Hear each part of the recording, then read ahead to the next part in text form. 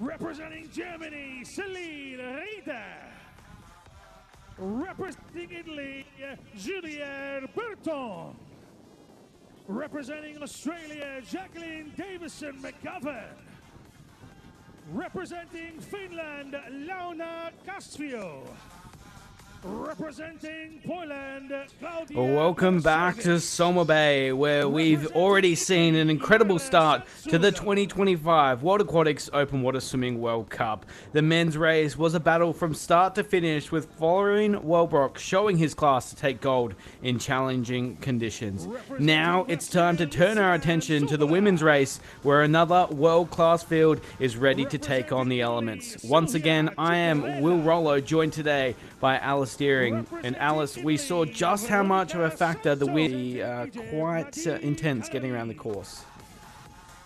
Yes, definitely. As we were saying just before we went on our break, it's stacked. You know, it was the same for the men, it's the same for the women.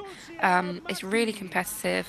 There's a lot of strong contenders in there, some of the best swimmers in the world, and of course, like upcoming names that we really need to look out for and see what they're going to put down as well. So it's nice to see the athletes smiling, excited, happy. As nervous as you are, you always should soak in every moment, because it goes by in the blink of an eye. Even though you are swimming 10K, it still does go very quickly. And the women's race, it's developed over the last couple of years. It's a very different race to what we've seen with the men's, where we just saw a great display by Florian Wellbrock, just sitting at the front of the race for the majority of it and striking late. This is very different to what we can expect for the women's, and a much bigger pack, but also you never know with the new inclusions of this year's World Aquatics Open Water Swimming World Cup. There's going to be some things that we just have no idea about how they're going to play out. Yes, absolutely. I think that's the fun thing about open water is, expect the unexpected. It's not over till it's over, until that finish pad is touched, and until the results are ratified, as we saw with the men's race, actually. Anything can happen, and it can go any way. There are some, of course, like constants, which we see time again, like Florian winning, for example. I'm sure we'll see Anna Marcela Kuna up there, and be interested to see how that plays out amidst, Teraducci and Marisha Johnson as well. Yeah. So there's so many competitive women within this. Yeah, and we just saw one of those in Lisa Pohl of Monaco getting introduced. She's one that we'll keep our eyes on for the money lap in lap one. Yes, definitely. There's one person that we actually didn't touch on her in our podcast, but shameless plug for the podcast, by the way. We'll talk, but I'm sure we'll get into that in a second. But it's Isabel Goes of Germany, Olympic medalist in the 1500, and I believe, I'm sorry if this is wrong, from what I could find, I think this is her first open water World Cup. Wow. And she's fast. She's an unknown. She kind of flew under my radar because she's a name that I've seen often, and it wasn't until someone pointed her out to me that it was writing like, oh my gosh, we need to talk about her. We need to unpack this. So I hope she's going to be up there driving the pace forward, especially with the sprint lap. Yeah, no, you are right. If not, it's going to be some of these athletes that are getting introduced now. That was Jeanette Spielrock of Germany. Up next, one of the rising stars in the sport. We've had an eye on her for a long time. The 2022 Junior World Champion, it is Bettina Fabian. Yes, and she's one of our athlete experience athletes. Yeah. Probably have been having a really, really fun week so far, been getting in and racing. Hopefully going to come away with a really good result, get some money under her belt too. So great, another great initiative from World Aquatics to keep moving the sport forward and keep promoting open water in the way that it is, of it being a fantastic sport. Out next, Chelsea Gu-Becker. She was on a tear in the back half of 2023, and she is in great form once again, taking silver at the Australian Championships a month ago. Out introduced, and here is one of your favourites, Alice, Leah Boy. Yes, absolutely. I'm really excited for Leah Boy and for her her cycle and her season coming up. I think she's a real threat to what's going on at the top and on the podium. She's been very confident and passionate, and her performances have been so exciting. So I can't wait to see what she puts down today. Yeah, it's going to be good. But the woman of the moment is here, Moesha Johnson. We've talked all week about how exciting Moesha is, and she looks absolutely fierce as she walks out. Only one athlete left to meet, and it's none other than the 2024 defending World Series champion in Ana Marcela Cunha, one of the GOATs of open water swimming. What a truly incredible field we're blessed with here, Alice. Yes, absolutely. I just keep saying this. We've been spoiled. There's so many fantastic swimmers within this. Some that we didn't even get to discuss properly, which I'm sure that we'll see their names pop up. But a really exciting race, and they can feel a lot of energy behind this. That they're ready to go. First race of the year, first race of the cycle, and a lot to prove and a lot on the line.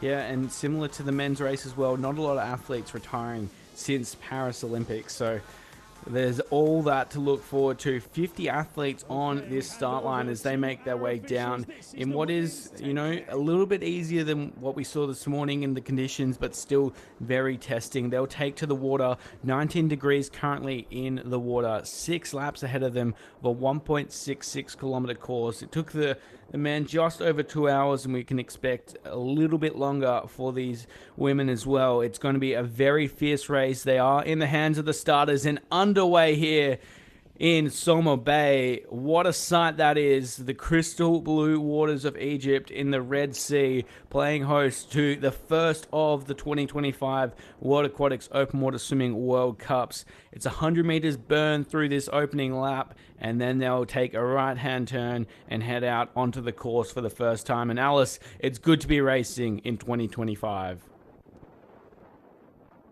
Chills when they dive in, it was like, oh, it's happening, it's exciting, it's going. And already you can see these formations of like the swimmers who want to be gunning for the front, and it can be so difficult if you're towards the left hand side of the screen here, where you kind of end up caught in no man's land a little bit off the start, and you really have to be smart about your positioning and who you get behind, who you find, and making sure you're just in the right position. So already we can see a leader taking it out. I'm sure we'll get some information on who that is shortly, but you can see how quickly everybody's kind of grouped together, bunched up, and looking to find that draft and that easier water, but also their own space so they can actually swim. Wow, and look how wide across that pack is as well.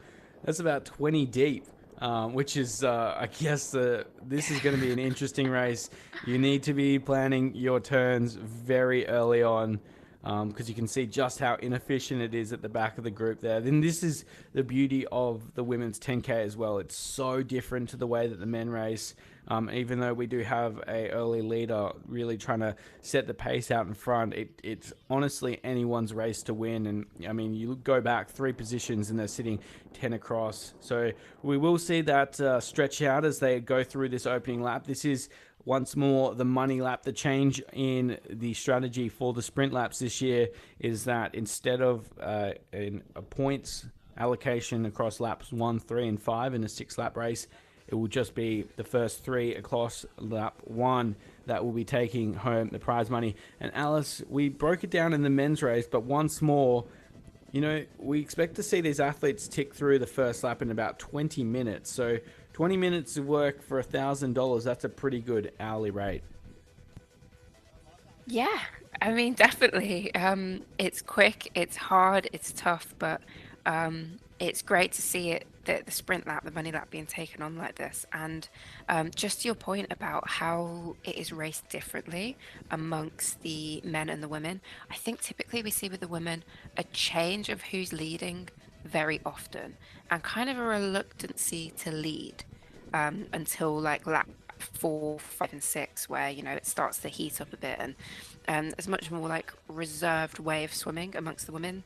in that way, and it's just a different way of racing it. No one wants to, put in all of that effort to be swam over at the end and drag everyone through the race and then end up finishing in eighth position when you've led the whole race. So a more considered approach in that sense for the women. Yeah, and also to that as well, I think what we'll see is potentially in Lisa Power of Monaco has been so good at this, is timing her run to the front of the race when those sprint points are up for grabs. So I think what we will expect to see is Lisa moving forward at the end of this lap one, but also, I'm sure there would have been a lot of swimmers taking note of the way that Lisa likes to race, and we'll try and implement that here. So be sure to stay tuned to your TVs. We're about 20 minutes away from seeing lap one end, and it looks like there's some fast swimmers out the front of this race. It looks like Taducci almost leading the way. We'll get an update, but that's a high stroke rate. I was going to say it's giving Taducci. It's Yeah. giving her stroke rate. It is giving I think she's Taducci. fantastic. I love. I can't. That was the kind of stroke rate you dream about, and Yeah. you're like, if only I could cope with that. The strength in her shoulders and her strength endurance must be one of. I don't know. It sounds like bold to say. Really, one of the best I've ever seen. Because to keep your stroke rate that high and to still be able to swim a 10K, and I'm not saying she will keep this exact stroke Yeah. rate for the whole race, but she will be able to call upon that again at the end, and that's what's so special about her. So I think that's Taducci. I'm pretty Yeah. confident that's her. But Alice, look at yeah. her feet. That is Moesha Johnson. We never see Oh, Moesha yeah. sitting this far forward.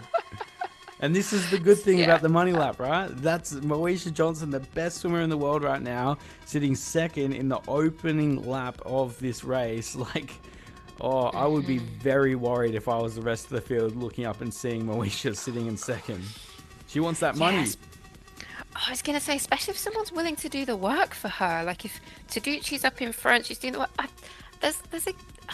It's very early to say, obviously, but it's threatening already because there's no one really on Moesha's feet here. Like Yeah. so they're kind of fighting for it, and this is the problem when you end up fighting against each other for one person's feet. Sometimes it's just better to let that person have it, maybe get on their hip and take that draft instead. So Yeah.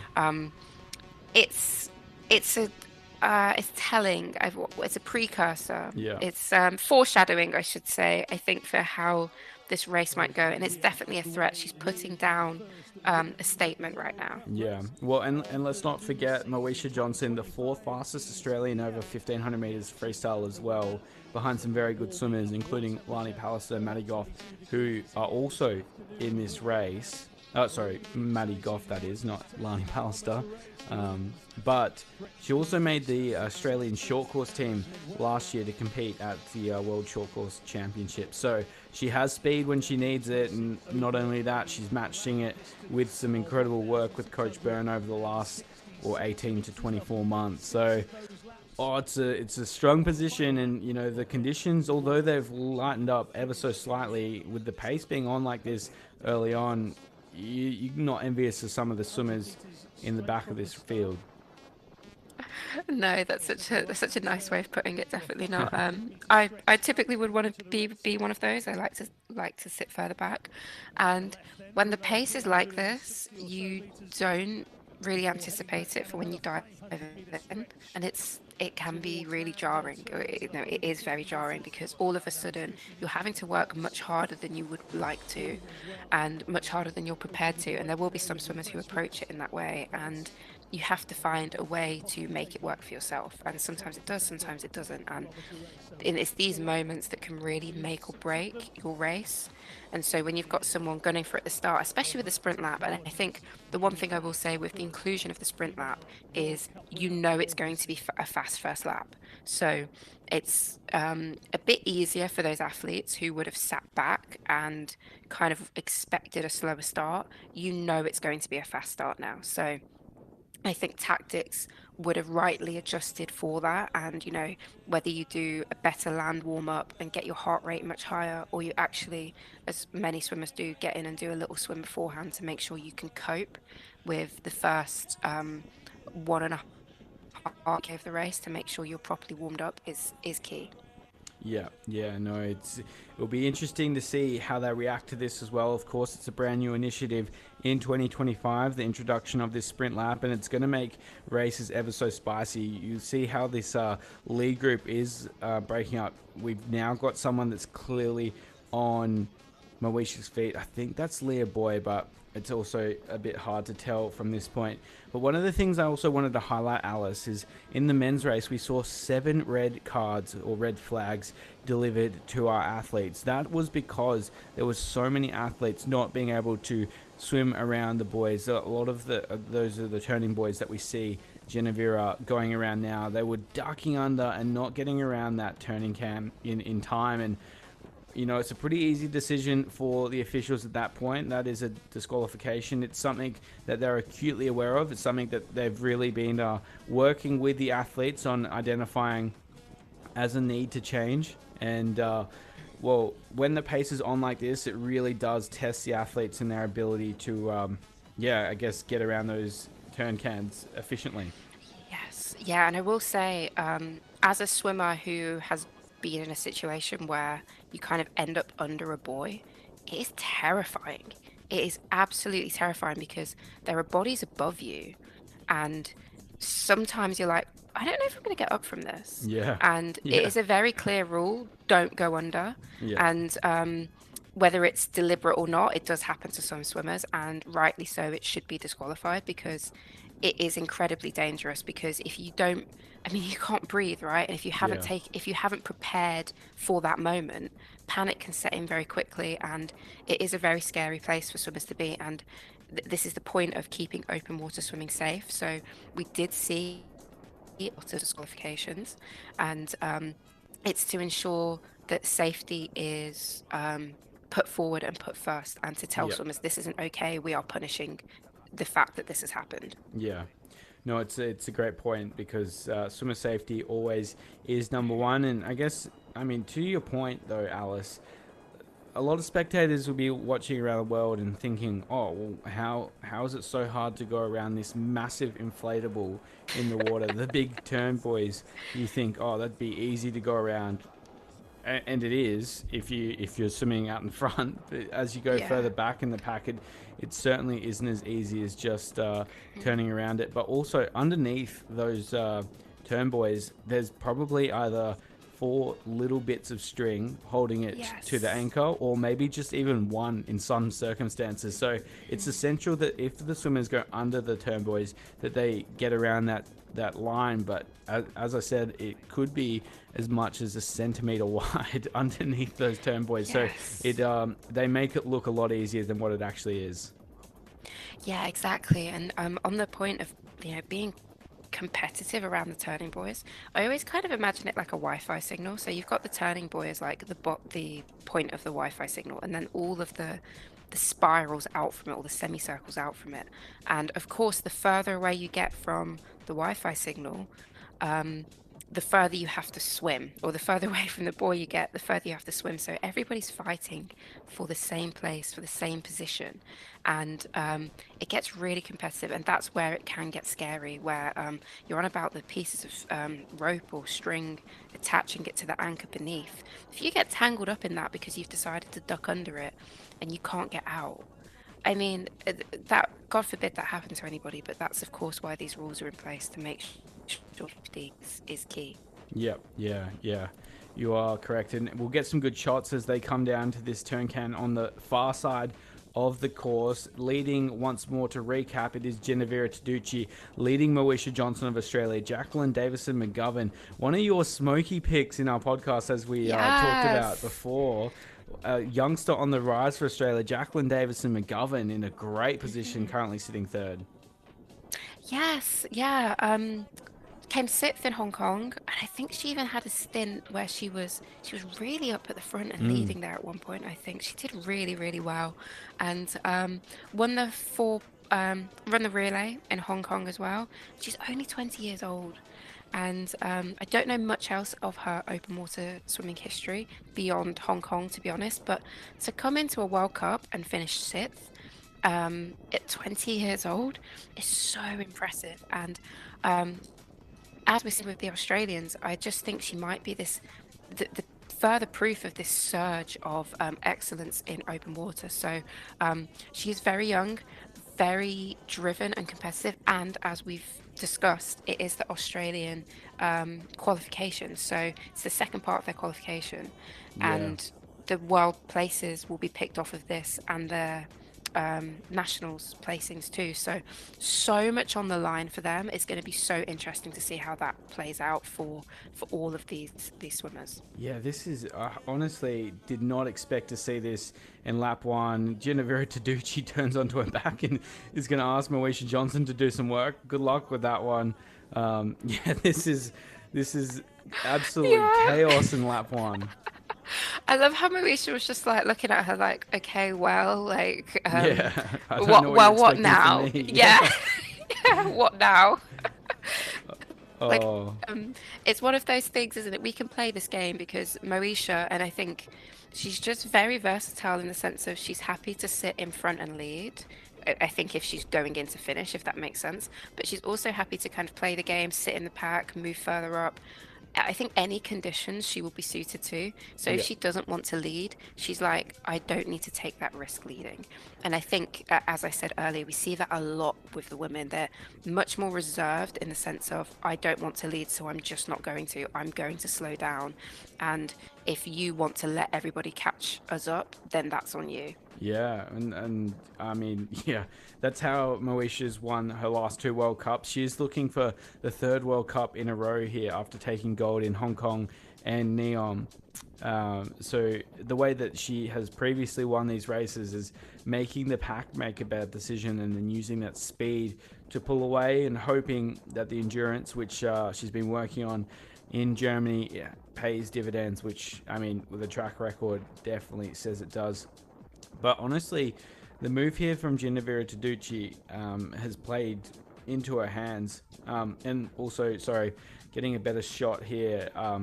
Must apologise. Jacqueline Davison-McGovern sitting a little bit further back in the pack. That's actually Maddie Goff in second. So apologies for that, Alice. But equally so, the Australians sitting forward. And we talked in the men's race about some of the key coaching moves. I just want to shout out the Australian swim team recently appointing their new open water head coach in Fernando Pacenti, previously involved with Brazilian swimming and famously involved as the head coach of Ana Marcela Cunha. So that's a big appointment, and I'm sure we've known how strong Australian distance swimming has been, but maybe lacking a little bit of experience on this international level. And who else other than Fernando Pacenti and his experience to come and lead the program? It's a scary prospect.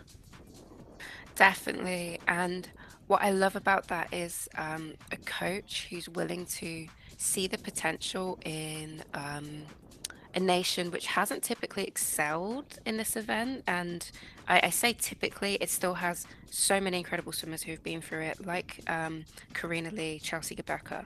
But in terms of the relation to their pool performances, not quite at the same level. So he's seen that potential, seen the funding and the opportunity, and said, this is a great opportunity for me to continue my dominance in open water and help guide another nation towards some great open water success. So, I mean, as we've said, the Australians, it's just going to be so competitive among them today, and to see how the men's plays out eventually when they get the results and they work it out and everything, and the women's as well. They're both, the men's and the women's, going to be big players at the World Championships. So this is very telling for other nations to look out and to know kind of who you need to have your eyes on for the World Championships. Well, actually, funny you say that, Alice, because only recently I was having a conversation with Fernando, and he mentioned that the goal this year is to take out that top spot at the World Champs with the point score. So, we've seen France win it, we've seen Italy win it, we've seen Germany win it. That would be a big scalp for a country like Australia. That is a big statement to Europe. I will say that because, like you said, you're just naming European nations. I mean, I think America also has the capability to make that statement. Yeah. But Australia, it's Australia and America who will really contend with Europe for those like top nation spots, and that is a great goal to have. And I think it's really fun when you hear a coach's ambition, because you often know swimmers' ambitions. That's obvious, you get the interviews with them, but you don't often get to hear from coaches. So that's absolutely fantastic insight. And hopefully at the World Championships you get more opportunities to hear from coaches and see what they've got going on, see how training's going. Obviously they don't want to give too much away. You don't want to let everybody know what's happening in your program, but like great insight. Yeah, we'll see how it plays out. Obviously, it's easier said than done, and I'm sure there'll be plenty of other federations wanting to put their hand up for that. As we look back to this race, though, Ginevra Taducci leads Maddie Goff. I believe that's Barbara Posselbon sitting in third place, but we'll get an update shortly. A reminder once again, Alice, that there is the money lap up for grabs right now. Only the top three will collect money. $1,000 to the winner, $700 to second, and third will get $300. I tell you what, I want to give it to Ginevra here. She has gone out after it, and the top three is separated. I really just hope that she holds on after this lap one and continues to drive the pace.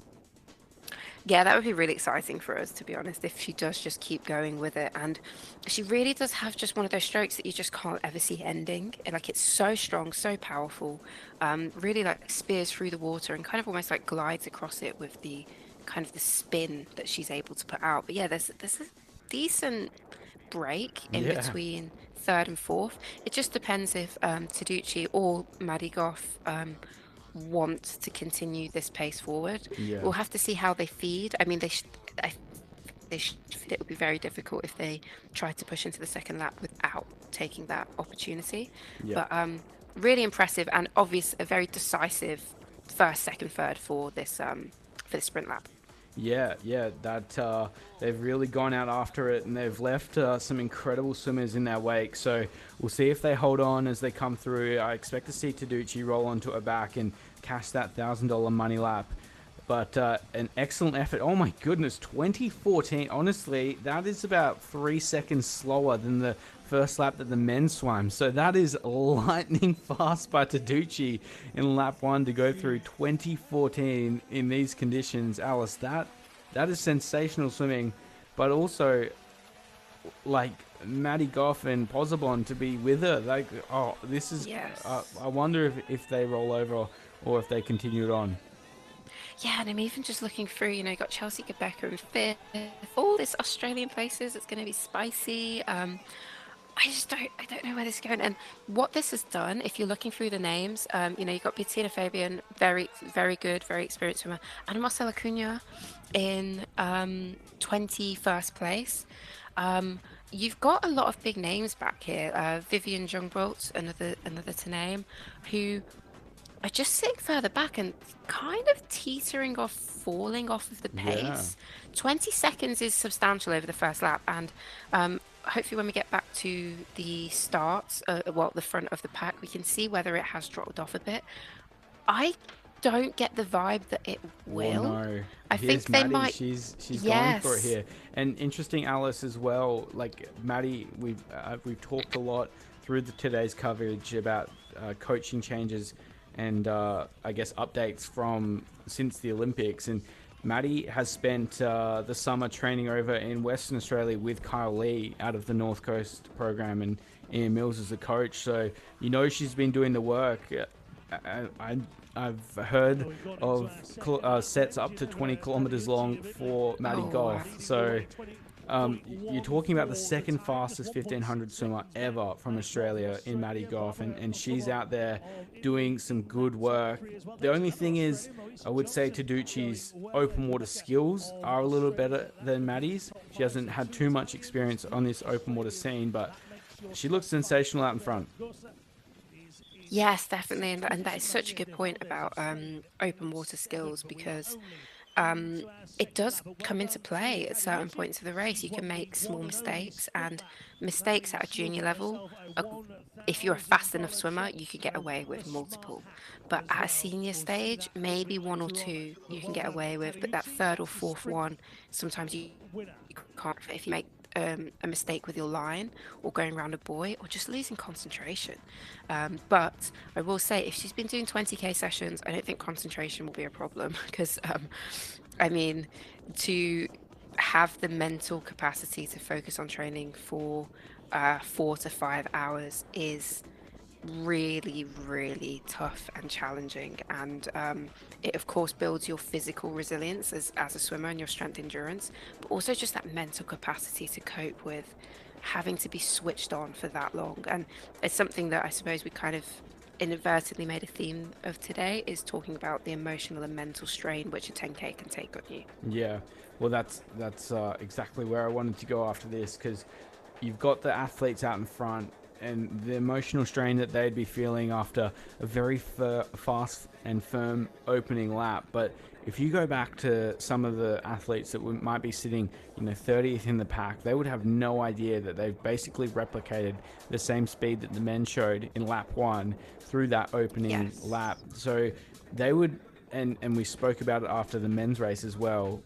Sometimes in an open water race, you almost start thinking about the work that you haven't done as opposed to the work that you have, and you could see them in that position, be like, oh my goodness, I've trained so hard, but I'm sitting 30th and this really hurts, and it almost takes too much of a toll on the way these athletes are racing. So I guess talk to us about that, like just the mental games that not only our leaders will be feeling, but the swimmers that are back towards the back of the field also.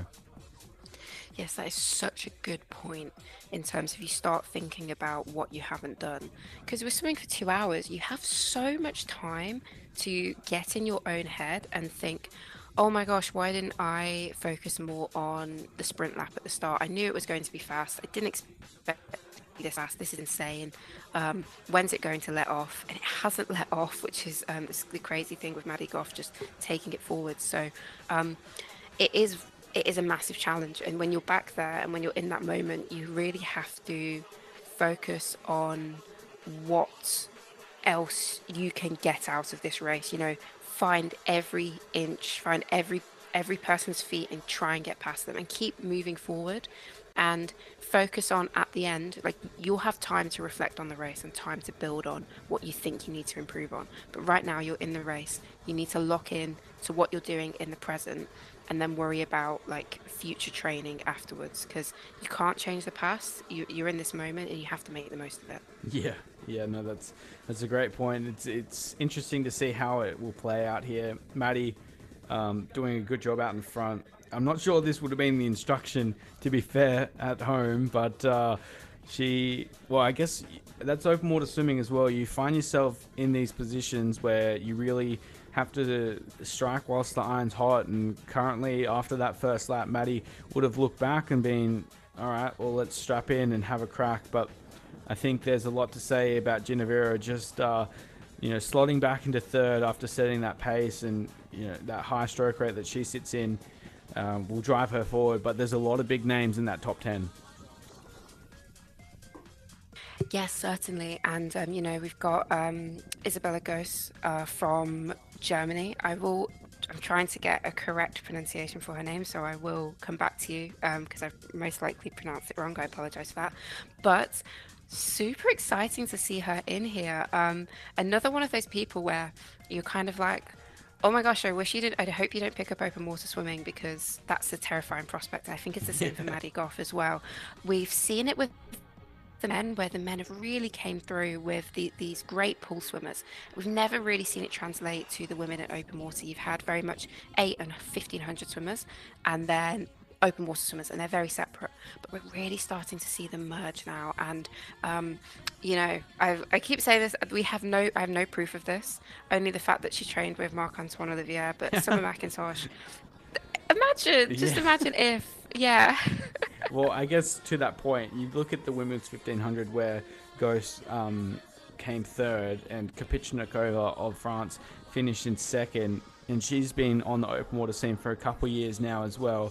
The only athlete not in that top 3 that's not racing open water swimming is none other than Katie Ledecky. So I wonder, with the increased prize money, the increased appetite to be a dual athlete, it's going to be interesting to see how those medals relay over to open water swimming. And of course, And Alice, it's surprising it's taken us almost 30 minutes to mention it, but you know, you look at the likes of the up-and-coming stars in America's Katie Grimes and Claire Weinstein, 154 over 200 freestyle, and she's the world junior champion, and she dominated in functional as well back in 2023. That is a scary prospect for these athletes. Absolutely. I really can't wait to see where the Americans fit into this mix when we hopefully get to some later World Cups. They're always a little bit spotty with their World Cup representation. I suppose it's because, you know, you've got NCAAs, they've got their own internal system, which is so highly competitive and that they contend within. But hopefully we'll start to see them in the later World Cups, and of course at the World Championships they will always field two swimmers. And yeah, Claire Weinstein, only 17 years old, already Olympic silver medalist in the 4x2, 154. She can definitely do a good 4, definitely a good 8, definitely a good 15. She does an incredible 10k. A really frightening prospect for open water swimming, because I mean, even if we say up until LA she'll be 21, it's only 21 years old still, and then Yeah, into at the home Olympics. yes, at home Olympics, like she's really one of those that I can't wait to see her really get in and do some consistent open water racing and get that experience. And it's so exciting, but also so terrifying for the rest of the world in terms of the women's field. Yeah, yeah.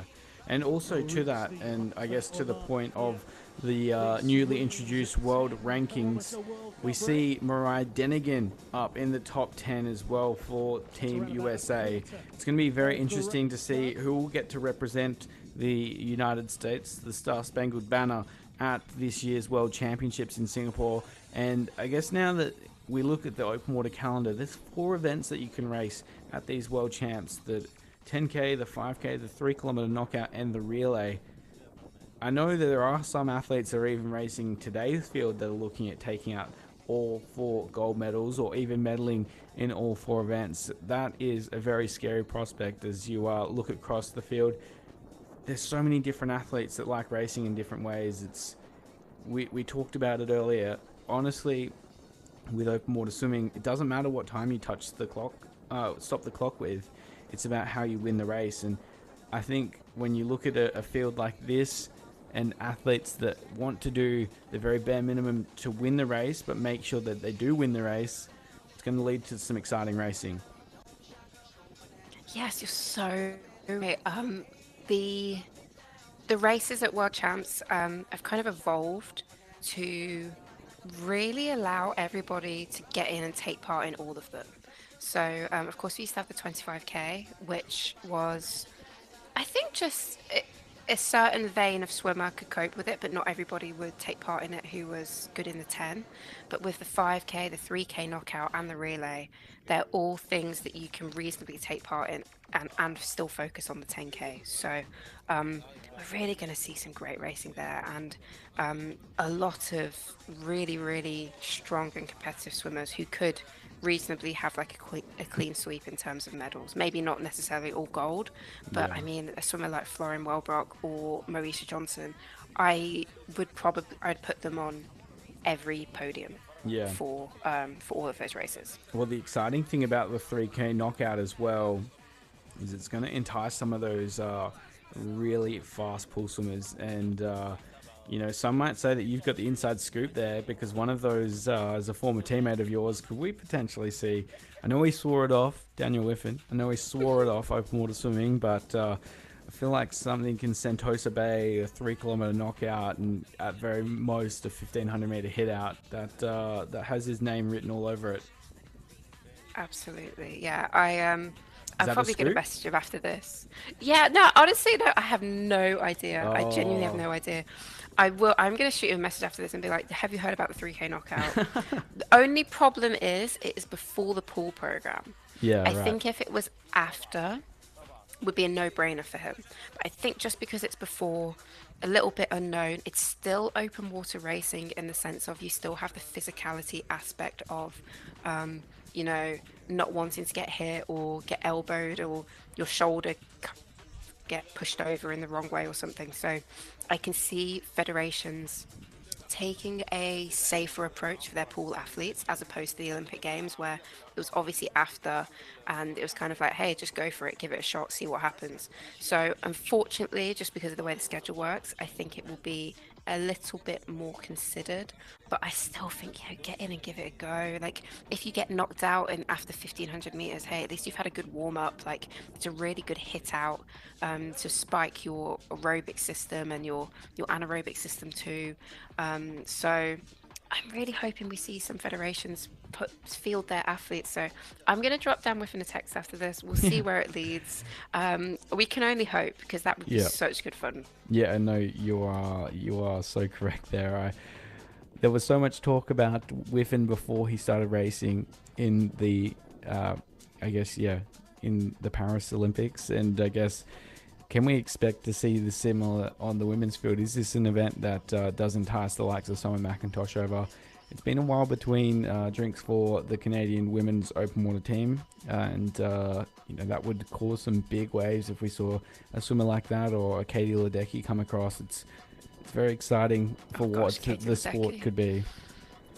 A Katie Ledecky prospect has always terrified me. I think it's unlikely to happen. I think she'd have done it by now, and that's my logic to it. But hey, who am I to judge if she's going to get in and do it? That would be incredible to see. Because she's really just... I think she could cope with it as well. She's obviously never been interested in it, but I really think she would... Of course she would cope with it. She's Katie Ledecky. Like, the pace that she would bring to this would just be absolutely mind-boggling, and...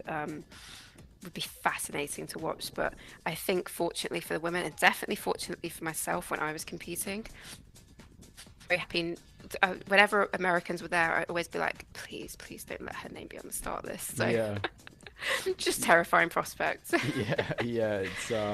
It's certainly a thing of nightmares for some athletes, but from a spectator's point of view, especially now we're sitting on the other side, Alice, it would be great to see those athletes come across. It'd also be great to see how our incredible open water swimmers react to it, because I do think that whilst there is a lot of speed that sits in those athletes, there's a lot of nous that comes from experiencing open water racing, and I would love to see the way that Ana Marcela Cunha would race those athletes, because she would not make it easy. That's for sure. Such a good point. She doesn't have the fastest pool times. I don't even know if she races much in the pool anymore as it is, but she just knows where to be and when, and how to handle this speed, this power, and she really always brings something to the race that you just cannot count her out.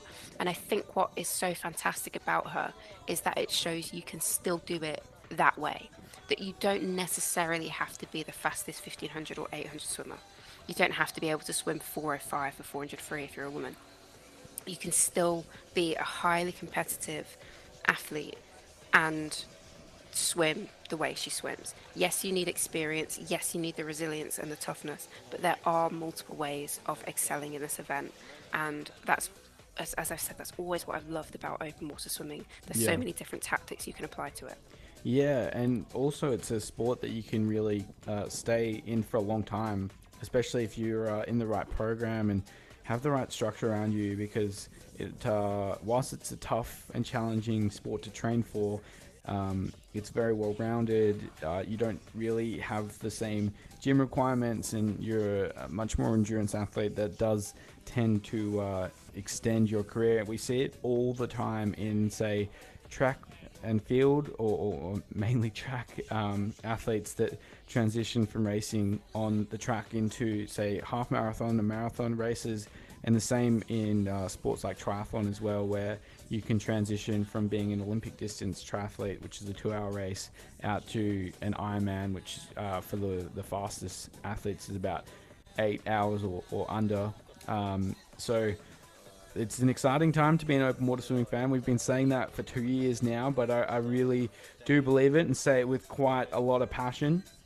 And, with changes the way that they've been made the last couple of years, including, of course, the upscale of this broadcast, It has brought open water swimming into homes around the world. So, and also, Alice, the thing that I love about open water swimming the most is you can get into it even if you're not a professional swimmer. There are opportunities to race open water swimming, whether that be in a lake, a dam, an ocean, wherever you are around the world, or, you know, in Colin Hill's case, basically a freezer, and give it a crack. Yeah, that is what is so beautiful about this sport. It's really welcoming to all, from the recreational to the amateur to the elite. There are opportunities for everybody to partake in it, and it's just it's always so great to see. I mean, look how beautiful these venues are. You travel to the world to some really incredible places and get to swim how you were meant to swim, you know, in open bodies of water, non-man-made, or I mean, in some cases, yes, they're man-made, but a lake or a dam or a reservoir or something like that. But swimming in the ocean like this is so special, and in the case of our swimmers today, getting to do that for your home nation or for your nation and compete against each other to, you know, see who's the best at the moment, set up for world championships, gain that confidence. There's so much riding on this for each of these athletes. We'll look at the field here, and as you can see, Maddie Goff has been out in front for the most of lap 2. She's getting challenged here by Chelsea Gubecka, who's pulling up alongside in that white Australian hat. And then behind Chelsea is Ginevra Taducci of Italy. And this is a very interesting point that we talked about in the last lap of the men's race. When you do see a move in a field, like it's hard to understand how, say, swimmer 2 has jumped forward to 1 and then 1 slides back to 4th. And that is all basically on the movement of the pack. So when Chelsea's gone around Maddie here, she's gone wide and it's going to cost her ever so slightly. But it's making Ginevra Taducci, who's sitting in 3rd, make a decision. Is she going to jump across onto Maddie Goff's feet, who is sliding off the back of Chelsea, or is she going to try and get forward as well and keep the feet of the faster athlete? It makes it incredibly interesting to watch. And as an athlete that's moving forward, you don't want anyone to be following. You want as clean as water as possible. But looks like Ginevra has been able to jump across to Chelsea, and Maddie Goff has slid from 1st into 4th position. Yeah, that's such a good point, because you, as an athlete, you kind of have these split decisions to make, and you might only have about 20 meters to really make a decision. So you're probably dealing with about anywhere between 10 to 15 seconds to make a considered decision and make it happen. And in some cases, it won't be detrimental at all. In some cases, you end up in the same position and it wasn't that deep. But when we're getting to the later parts of the races, those become all the more crucial. And this is where experience and knowledge really comes into play, in knowing, you know, who's in front of you, what's unfolding in the race, who's behind you, who's going to probably potentially come punching through, and making sure you're making the right decisions.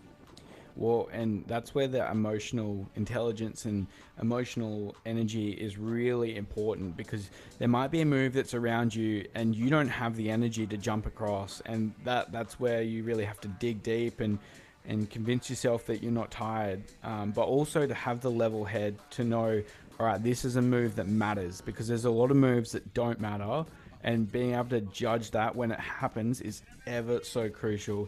They go through there, lap 2 complete, Maddie Goff in 2nd, behind Chelsea Gubecka, Taducci in 3rd, Maria Di Valdez in 4th, Ghost in 5, Rita in 6th. And they've gone through that lap about a minute and a half slower than what we saw in lap 1. So, you know, we saw it in the men's race. If you want cash more than Marc-Antoine Olivier, and you can double that down with Ginevra Taducci really chasing the money in the first lap. Yeah, definitely. And, you know, putting down that effort and then kind of allowing the race to unfold in its way, still staying up there. We have seen the gap shrink.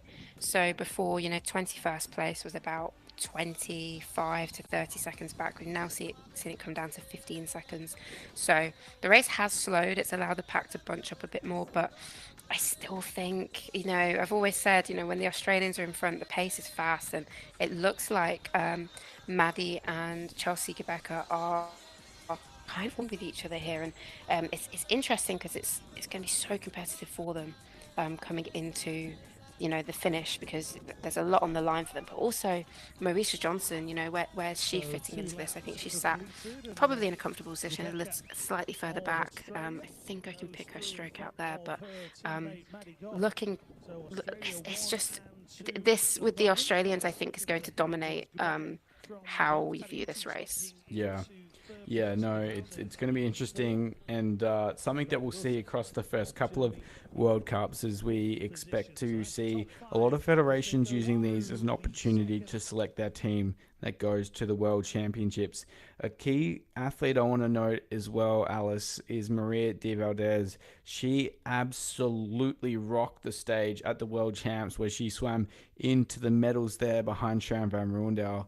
And she's back in action. She's sort of one of those athletes that's ever so slightly a bit hit and miss. It's, Spain, specifically in the women's field, have been so strong across so many different athletes, but we haven't ever had one of those athletes that just absolutely dominates a race. And in Doha last year, when Maria did come through, it was really interesting to see her so strong on the world stage, but I haven't seen the same level of performance since. So with her now pulling level for the lead, this could be one of those breakout swims for De Valdez as she announces herself back onto the world stage 5 months out of the World Championships. Yes, that's such a good point. We see athletes kind of have that breakout swim, but then finding the consistency off the back of it can be challenging, because there might be certain elements in the race that we didn't get to see, or because there's so many different stories going on. Well, each athlete has their own story, so we don't really get to know why certain things happen for some athletes that makes a great performance or a bad performance. But finding that consistency in open water is challenging, because no race is the same. No field is the same. They're always like different competitors on different, like, am I having a good day? Am I having a bad day? So many different elements for these athletes to contend against. So, and this is why I've been kind of stressing the point of Leah Boy and how well she did in at the back end of the season last year. Being able to get on and consistently be on that podium and win a race and then be on the podium again and again was really impressive. So it'd be fantastic to see that from Maria de Valdez, if she can back up her swim from last year. And it's challenging, and this is the point where we're making it's competitive. We've got the world bronze medalist who was not on well, didn't finish in that position at the Olympic Games. So it's changing a lot. There's always somebody new who's vying to get on that podium, and you really have to fight for your space. Well, I don't know what your experience is either with the Spanish girls, Alice, but I know from feedback after Doha, they are fierce competitors, and they will not leave any love in the water. That's for sure. They go for gold every time they race. So when they are in the field, it's always good to have that fieriness, and of course all in the love of the sport, all within the rules. But no friends made during the race, but lovely competitors outside of the competition arena. Yes, that's such a good point. You hear of some stories of some athletes, I'm not going to say nations, but of actually having people come up to coaches and go, you need to tell them to not do that, or like potentially, it's one of their first couple races, and some swimmers think you need to get in, and that this is about fighting each other. And that was one of the very first things I learned. I was never gonna be a fighter. I'm 5'4" and 54 kilograms. Like, who am I fighting realistically? But you learn quickly that you get into a fight, or you get into a bit of a scrap with someone, and it finishes, and you're like, oh my gosh, I'm exhausted, and I'm no better off for it. and you learn these things very quickly. And it, the thing I love about open water is the fact that coaches from other countries going up to coaches from somewhere else and saying, just tell your swimmer not to bother with that. Like, it's annoying. She's going to make enemies, and it's not the kind of place you want to make with. Let's be honest. Like, people can make this very difficult for yourselves. Yeah. If you're known to be one of those swimmers that's a bit scrappy, a bit fighty, I mean, people don't want to swim by you. You're not going to get that help in the race that you potentially need sometimes. So, I'm not saying that's the case with any of the particular swimmers here. It's just Yeah. stories that I've heard throughout the years, and I think it's just telling of the nature of open water that whilst we compete against each other, we want this to be clean and fun. No one wants to get out of this like with a broken nose or a broken wrist or something silly. Yeah, and that's a good point to open water swimming as well. It's such a close fraternity, unlike well, I'm not saying that pool swimming isn't in the same vein, but you know, there's only one event in open water swimming, and you're all racing the same people. So unless you're in the warm-up pool at a World Cup or World Championships in the pool, you could be swimming next to a breaststroker, you could be swimming next to a 200 butterflyer, and they could have absolutely nothing to do with your event. But these athletes, you know, for the most part, they have to qualify at the same events. They end up racing the same circuits. A lot of them race multiple times a year, even outside of World Cups against each other. So it does become a big fraternity, and if you've got a bad reputation, it does make your life ever so harder in an event that you really don't need to make any harder. And one thing I do want to note as well, Alice, and I know you've got personal experience with this as well, the jump from junior swimming into like open Yes. swimming, specifically the women's field, I think it's even harder at the moment. Is to see a lead change with Taducci out in front, but we also just before we saw Chiara Sanzulo unfortunately withdrawing from today's race. Chiara was up near the front for the majority of the 10K at the World Junior Championships last year. She is a star on the rise, but clearly the conditions and the pace early on today a little bit too hard for Sanzulo, and she's had to withdraw. Thank you for mentioning kind of I'm going to call it a chasm. It sounds very dramatic, but it is the jump from junior swimming to senior swimming. Cannot be understated. I don't think at any point it across any event, to be honest. Maybe a bit different in the pool because it's all time based, but in open water, I remember turned up to a junior competition, European juniors. It was only my second ever open water race ever, and I won it. And then I went to a senior race a couple months later, and I think I finished about 15 minutes behind Anna Marcela Cunha, and was just in shock of how different the conditions of the race and the quality of the field were. And it is challenging, and I think this is what's so important about World Aquatics for bringing in the junior standings. I think they're so important to just give juniors that kind of encouragement of when you get to these competitions that you are marked against your juniors as well as the seniors. And we actually saw Milici end up finishing 11th overall What a in the result. men's. A brilliant result. I mean, Yeah. again, I said it at the end of it, but it's so telling of the development Yeah. of these juniors. And if you are a federation which can afford to take juniors to these races, take them to the races. I cannot stress that enough.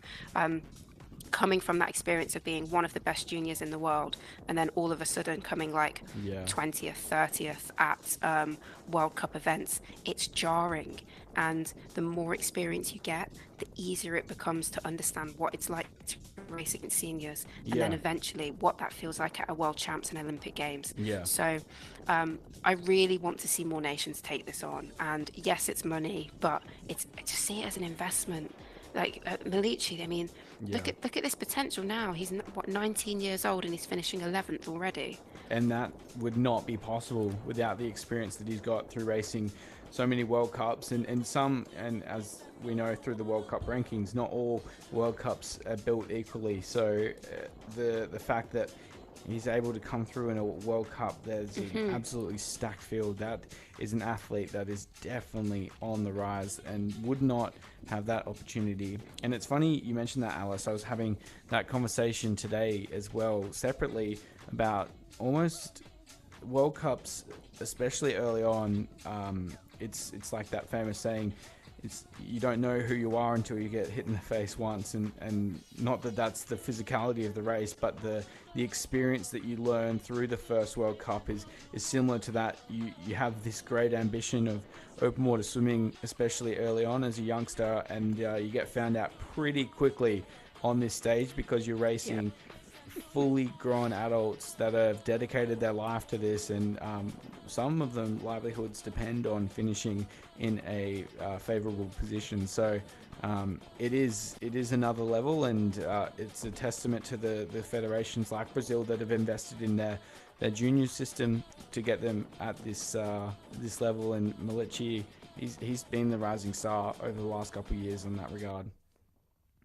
Yeah, definitely. It's so true about what you said. Like it is a slap to the face. You come off of being, top 10, top 5 at juniors, knowing what that feels like, and all of a sudden you come to a senior race, and like I was saying, you cannot make mistakes. These are seasoned professionals. You've got Ana Marcela Cunha, who has been doing this for at this level for like 12 years. Like that kind of experience is just insane, and you can't compete with it, and there's nothing wrong with that. You might get some people who come in and who are naturally just can compete with it and go for it. I think for the women's, I haven't really seen it translate like that. I think it does take a few more years to really gain that experience, because you can't just swim off the front like some of the men can, like Sasha Veli, for example, where we saw him like take that up, having that ability to just take it from the front. We don't see that as much with the women. So tactics, experience, they all play into it so much. And if federations do want to see their swimmers, be punching onto those top teams, get them in, get them that experience. Look at what Italy's doing. They constantly field like 8, 9, 10 athletes, giving them opportunity, rotating them in and out, so they know that they're putting on like strong people who can always take up the mantle at any given point. So for federations that perhaps want to be good at this but not sure of the route in, find those juniors who are passionate about this. And it's not always necessarily the ones who have the fastest pool times. And that is something that I saw quite often throughout the junior and senior career with juniors, that there are some juniors who are just naturally gifted at open water and may not be the best pool swimmers. And then you sometimes get the best pool swimmers who don't want anything to do with open water. So it's about nurturing the talent and the drive within your country to get to these levels that we're seeing a lot of these athletes compete at. Yeah, and it's good to see so many federations taking the sport with the level of respect that it desires, and I'm sure it's only going to get stronger. However, Alice, we look back to lap 3. They are on the far side of the course. We're about 8 minutes away from seeing them move through the halfway mark of this race. 5 kilometers, or about 4.3 kilometers being swum at this point of the race. There are some gaps that keep opening but getting shut. And I suppose if we look back to the first lap, where the pace was lightning fast from Genevieve Taducci, it has changed dramatically over the last 2 laps. And it's no surprise that first lap was very, very quick, as we saw the money lap take a full effect on the rest of the field.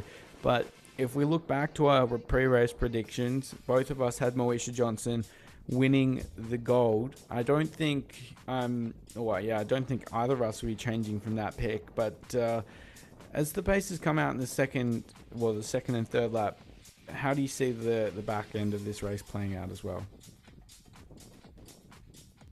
Yeah, I can't predict this, and I think Ana Marcela Cunha will move up naturally, as she always does. Be really interesting to see the next lot of results, because I think with the women it changes so drastically from lap to lap. It'll be quite a surprise. Like, I predict that Ana Marcela Cunha will be much further forward. I think she was in about 25th place. I think because the pace has slowed down ever so slightly, it's going to play nicely into her hands to start moving up this as the seasoned and experienced professional that she is. Um, but I just think Isabella Gusa will really be a threat here. And she wasn't someone we spoke about on the podcast. I Yeah. didn't have her down on my list, but I'm just like, she's sat in sixth position now. Great 1500 swimmer. And the fact that she's already so far forward with little open water experience. I don't know. I believe she might be in Burnt's group, but I might have wrong. Yeah, But that's a the mad search. Is yes, about where does she train? But that yes, what I'll do some honestly, research. it is very impressive. And as she came through to finish off lap 2 there, she was looking so comfortable. You can see. I don't know if it's a burn thing or if it's a German thing, but they just are so methodical with their technique. It's different swimming almost, and we've seen why they're so successful. They pay attention to the smallest detail, and she looks so comfortable. It honestly looked like a couple years ago in Funchal when we saw Claire Weinstein race for the first time at a World Cup level, and she moved forward. And honestly, I was calling the race at the time. I did not think that it was sustainable, and all she did was grow the lead from there. So when she does decide to move forward, it's going to be a stark contrast to the way that Genevieve Staducci swims her race, where it's a very high stroke rate out in front. But there's still plenty of swimming to come, and there's still plenty of yarns to be shared through this. So looks like we've had Chelsea Gubecka move back into the lead. It's hard to tell from that overhead shot, but we'll get an update shortly. So yeah, I've just had confirmation that she does train with Burnt. So my point with that is she has people around her who know how to swim in open water. She trains with Moesha Johnson.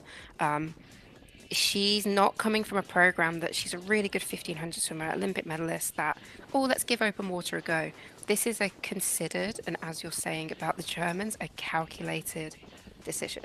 This isn't just let me get in and give it a go. This is very deliberate, and I think it's telling of what she plans to do for this cycle in terms of inserting herself into open water swimming, giving that a go, seeing how it gets on, getting some good experience. I mean, it's not out of. I could see her on the podium here today. I really could. If looking in good shape, her and Moesha. I mean, this continual dominance from Burnt's group is just really insane when you think about it. Like, every time you think, okay, there's one less swimmer from that group, another two come forward who are at the level to top 10, top 5 or podium. The depth is something else. No, honestly, it's ridiculous. And there are a couple super squads around the world, but it's hard to go past the work that Byrne has done, especially since the Olympics. I'd say that's where I really think he's gone to work. So as we look back to this field, though, it's very hard to tell. I can't pick if it's Chelsea Gubecka and Moesha Johnson leading this race. Like, whilst both of them are incredible athletes, if it is Moesha leading this race, I'm going to be absolutely shocked this far out from the finish line.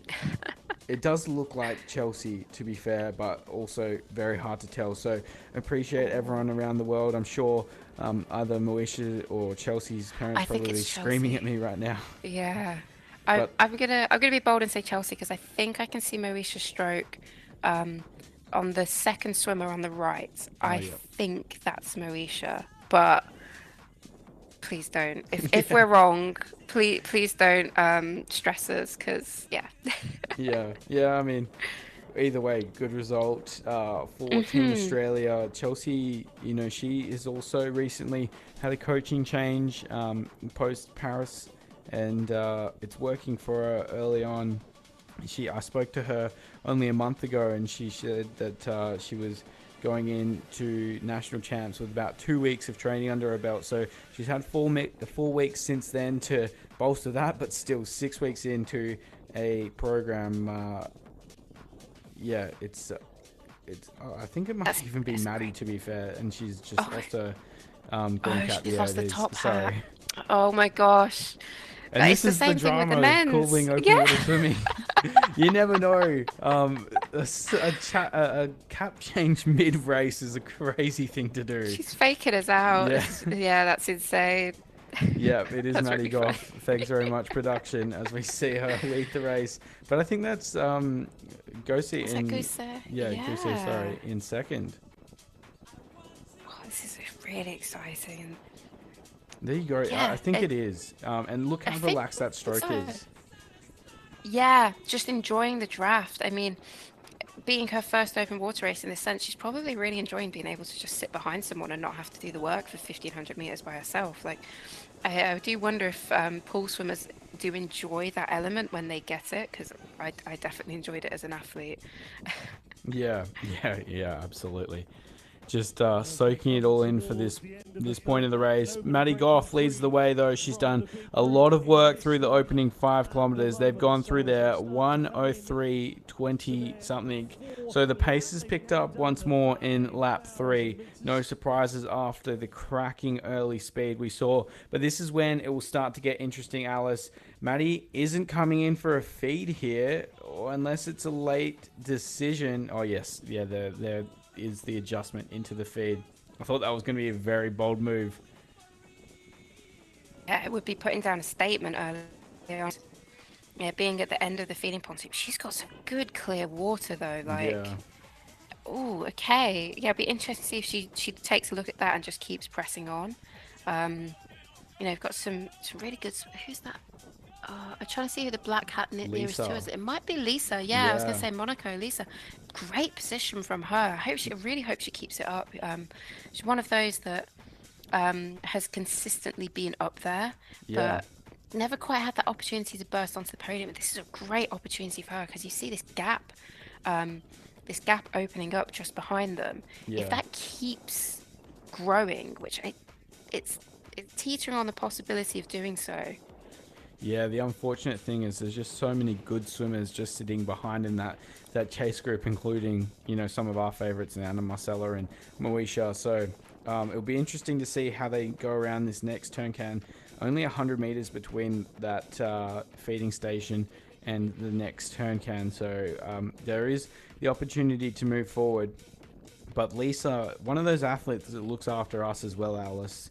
The cap always stays on. You can see MON from a while away, and really do appreciate Lisa for that consideration. Absolutely. And I've seen a lot of her content on social media. I've seen a lot of the other athletes post it. I think she must be into photography, or she takes some really, really nice pictures. Yeah. And again, just another thing about open water swimming in the sense of the point that it's a community. You wouldn't normally go to a pool competition anywhere where you've got someone from another club or another nationality being like, "Hi, can I take your picture?" And then, "Oh, you can use it on your socials." People would look at you like, "Why are you talking to me? You're trying to Yeah. psych me out." But again, it's just another sense of the community that we have, which is fantastic to see. So a swimmer that really always deserves so much recognition. She's been going at it for a while, and her breakthrough in terms of really getting on those podiums is definitely coming. Yeah, no.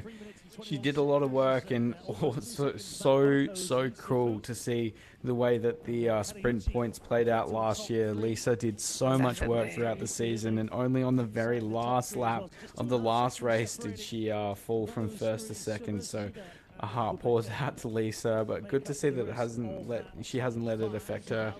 And 2024 was a massive year for Lisa Powell, and a really strong result at the World Championships in Doha, really good showing throughout the World Cups, and then also a pretty good swim at the Olympic Games as well. So yeah, the world is her oyster in 2025. Out in front, though, it is Maddie Goff. Going into lap number 4 here, 6 laps, of course, of a 1.66 kilometer course. This is a brave move from Maddie. I know she's been doing a lot of training over the summer, but this is Yeah, I don't know if this would have been the race plan going into today, but she's committing to it, and that's what we love to see. Yeah, definitely. And that's a good point actually. You don't know what anybody's race plan is. I mean, certain swimmers you know how they want to race it. So Florian, for example, it's we saw it win in a very typical Florian fashion. That's how he wants to race. Moesha, I just can't.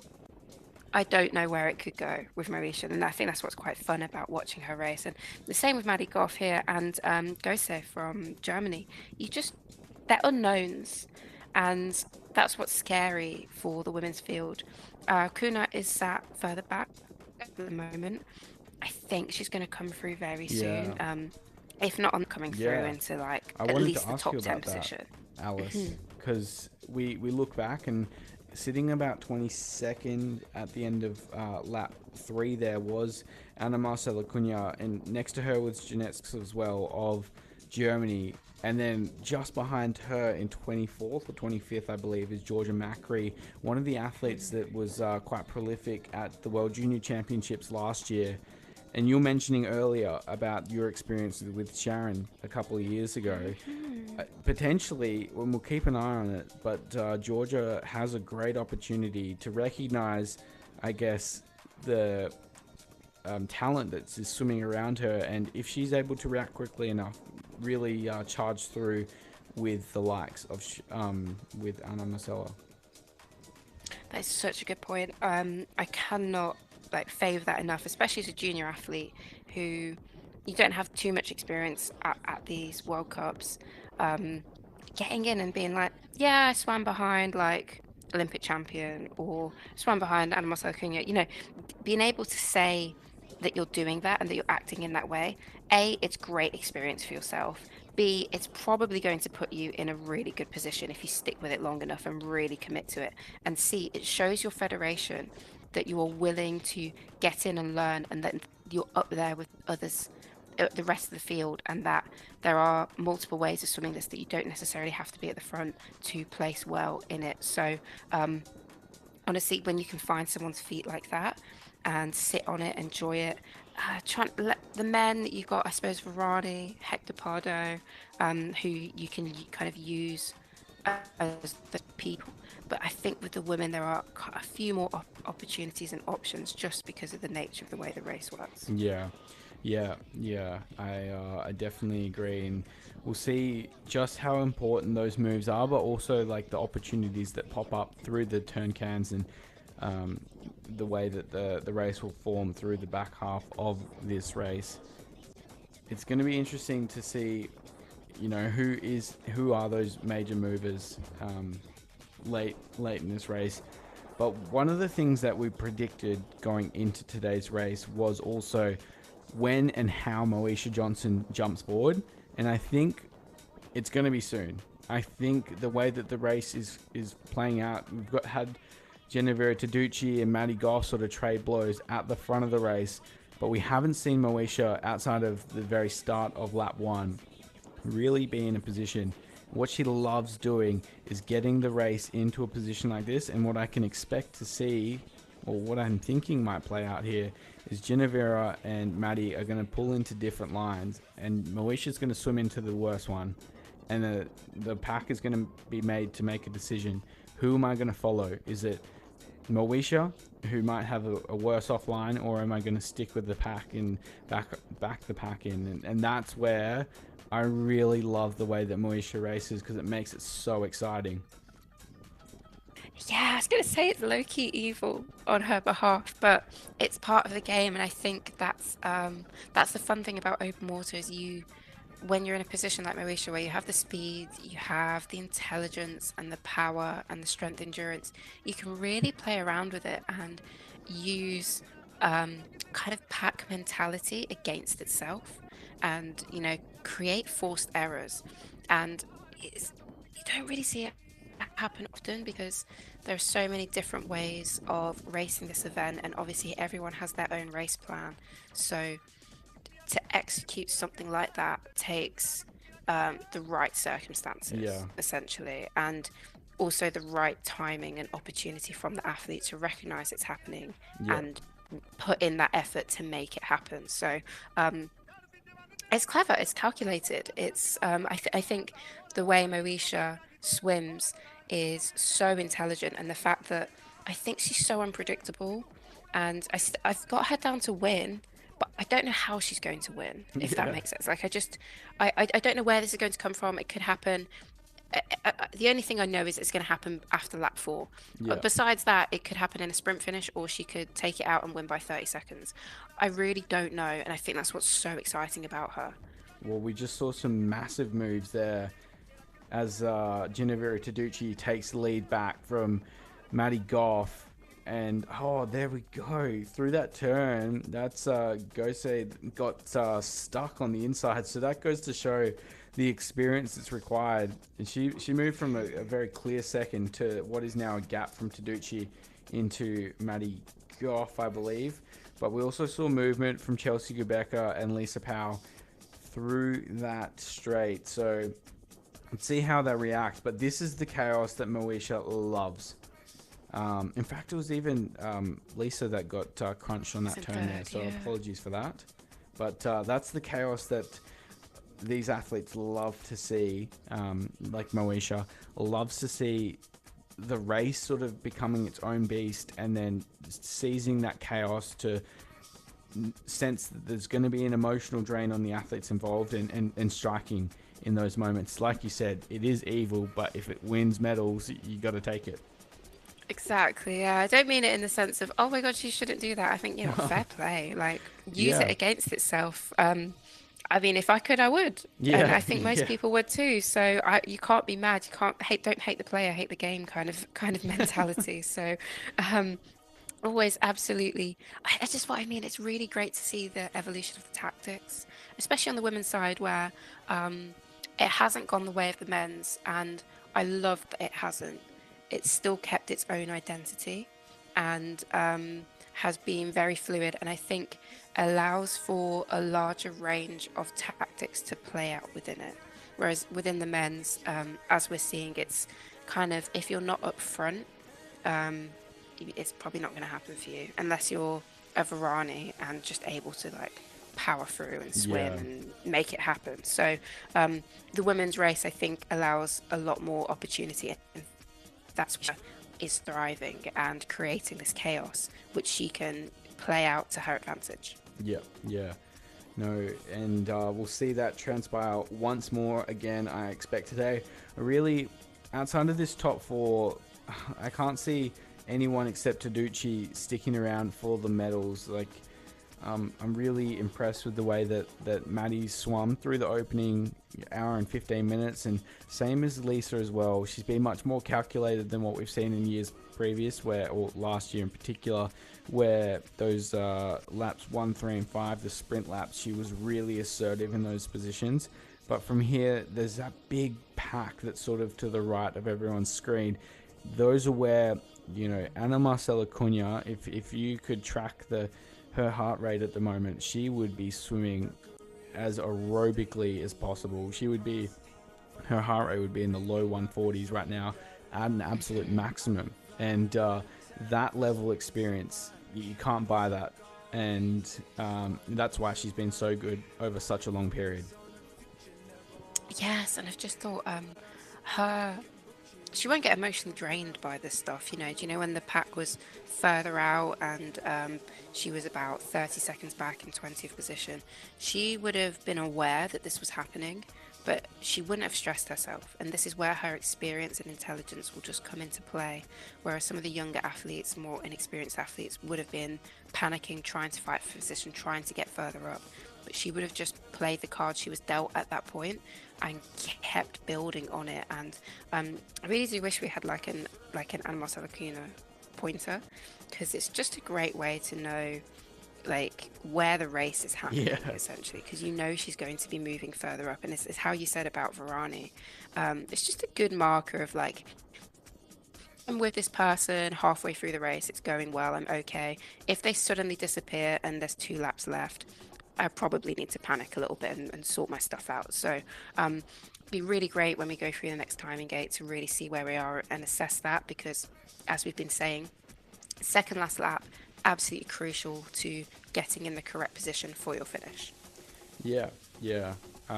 We heard after Neon last year, we got that interview with Moesha Johnson, who had won the race, and she mentioned that in lap 4, that's where she hurt the most, which is funny because in lap 5 is where she was able to, establish a insurmountable lead and go on to win the race. So it really goes to show that a lot's at play during this race. And that looks like Bettina Fabian that's moved up into second. That's a great get for Fabian. Like, Yeah. she's been good the last couple of years, but after we saw her in 2022 at the Junior World Champs, we really thought that she was going to be the next person to break onto that scene. But as you said earlier, Alice, like, it's not a simple transition from juniors to open swimming, especially in the women's field. And Bettina's a living testament to that, but she is very much poised to make that next step. And we talk about those super squads. It's very hard to go past Hungary with Bethlehem, Ruzovsky, Bettina Yes. Fabian, and others that have been produced through those ranks over the last couple of years. Hungary is one of the open water swimming nations which consistently World Championships, European Championships turn up and put down some really dominant swims. We used to see Anna Olas from the women's side more recently, and now Bettina Fabian, of course, Rosowski, Bethlehem, and there's always going to be a junior looking up to them, thinking, I'm going to take your spot. Like LA, for anyone in any position, for any country, is nowhere near decided yet. And it leaves this playground open for so much talent to be nurtured and to really step up and thrive in those conditions and kind of have the benefit of being an underdog, which I think is often a really powerful position for people to sit in.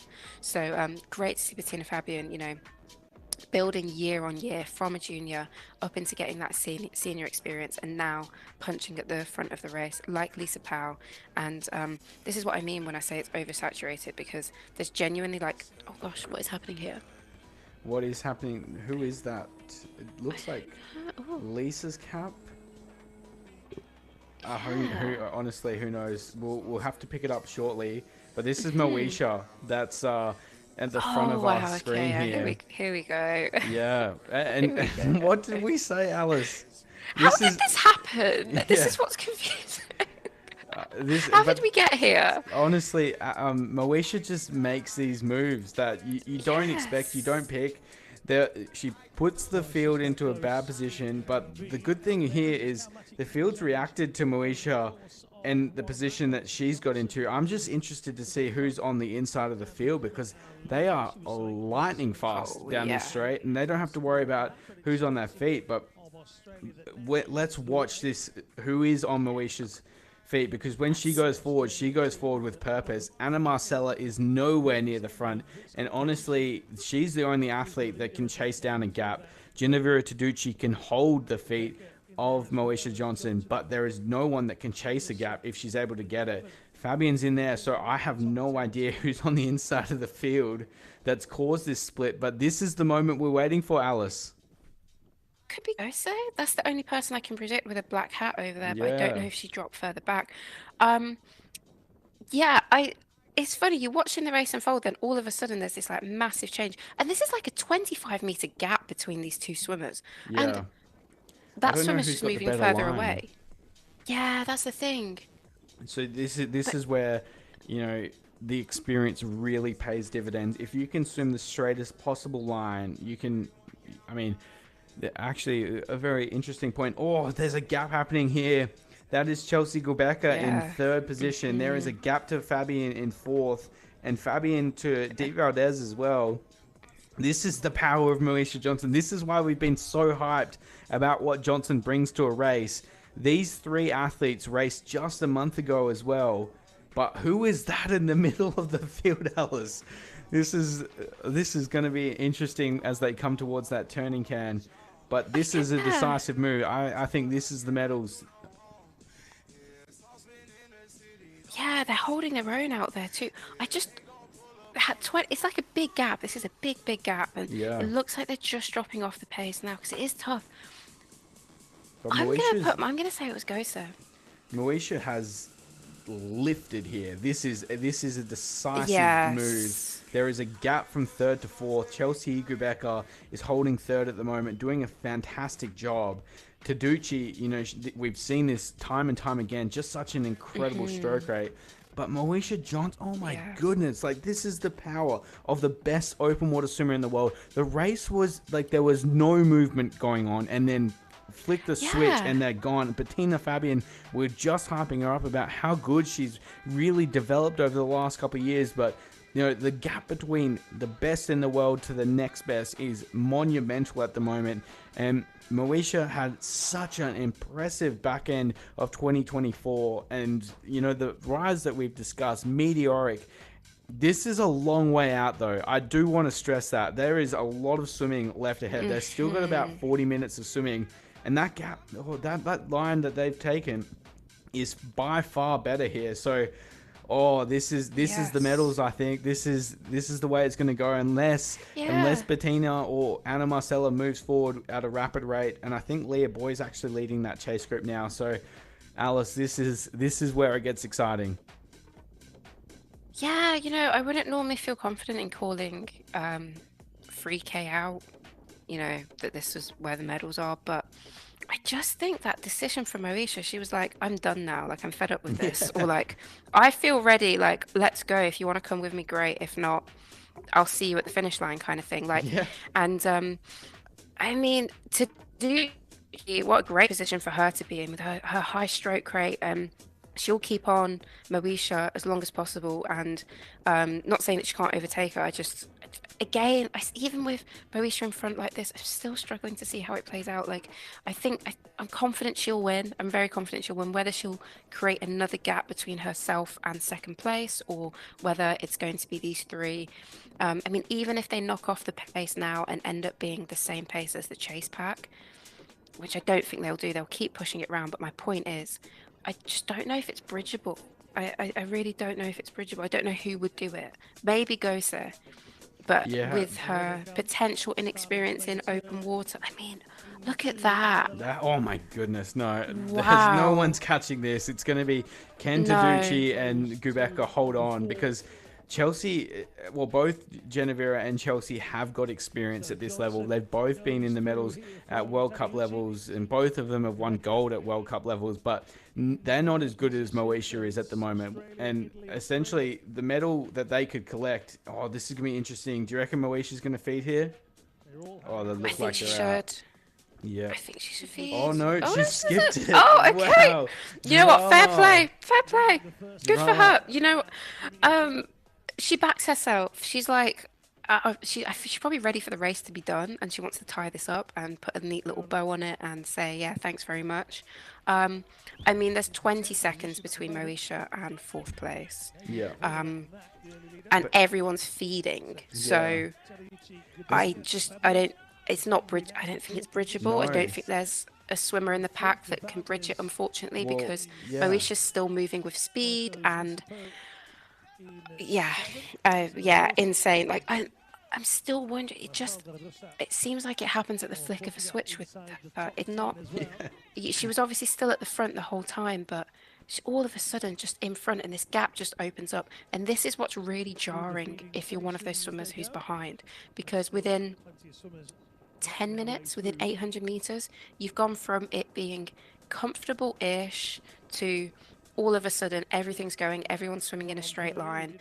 You've got Moesha Johnson swimming off the front, and the race for the medals is over now. There'll be obviously a race between first, second, and third, but the medals are sewn up, and everybody else is just like trying to make sense of it. And this is where the emotional strength and resilience is so important.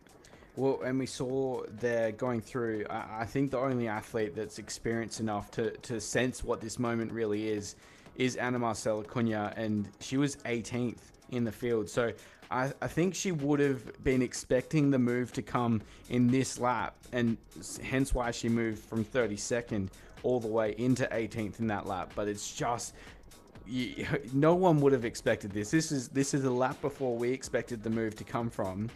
And you can clearly just get caught out.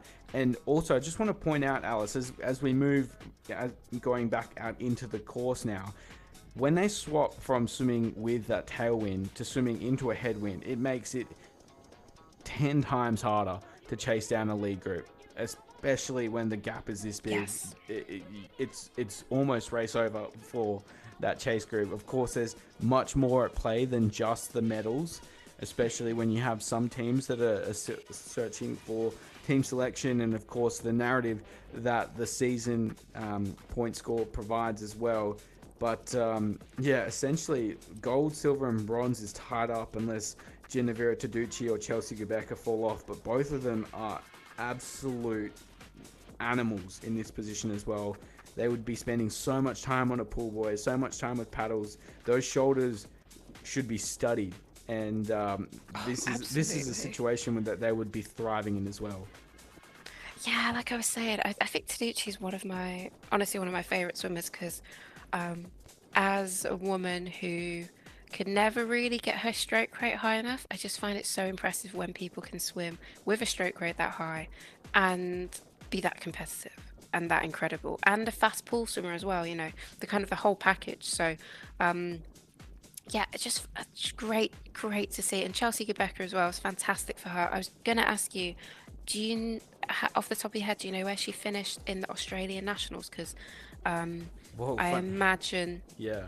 Funny you say that. This is the top three from the Australian Nationals: Moesha, Ginevra, and Chelsea. Oh wow! Yeah.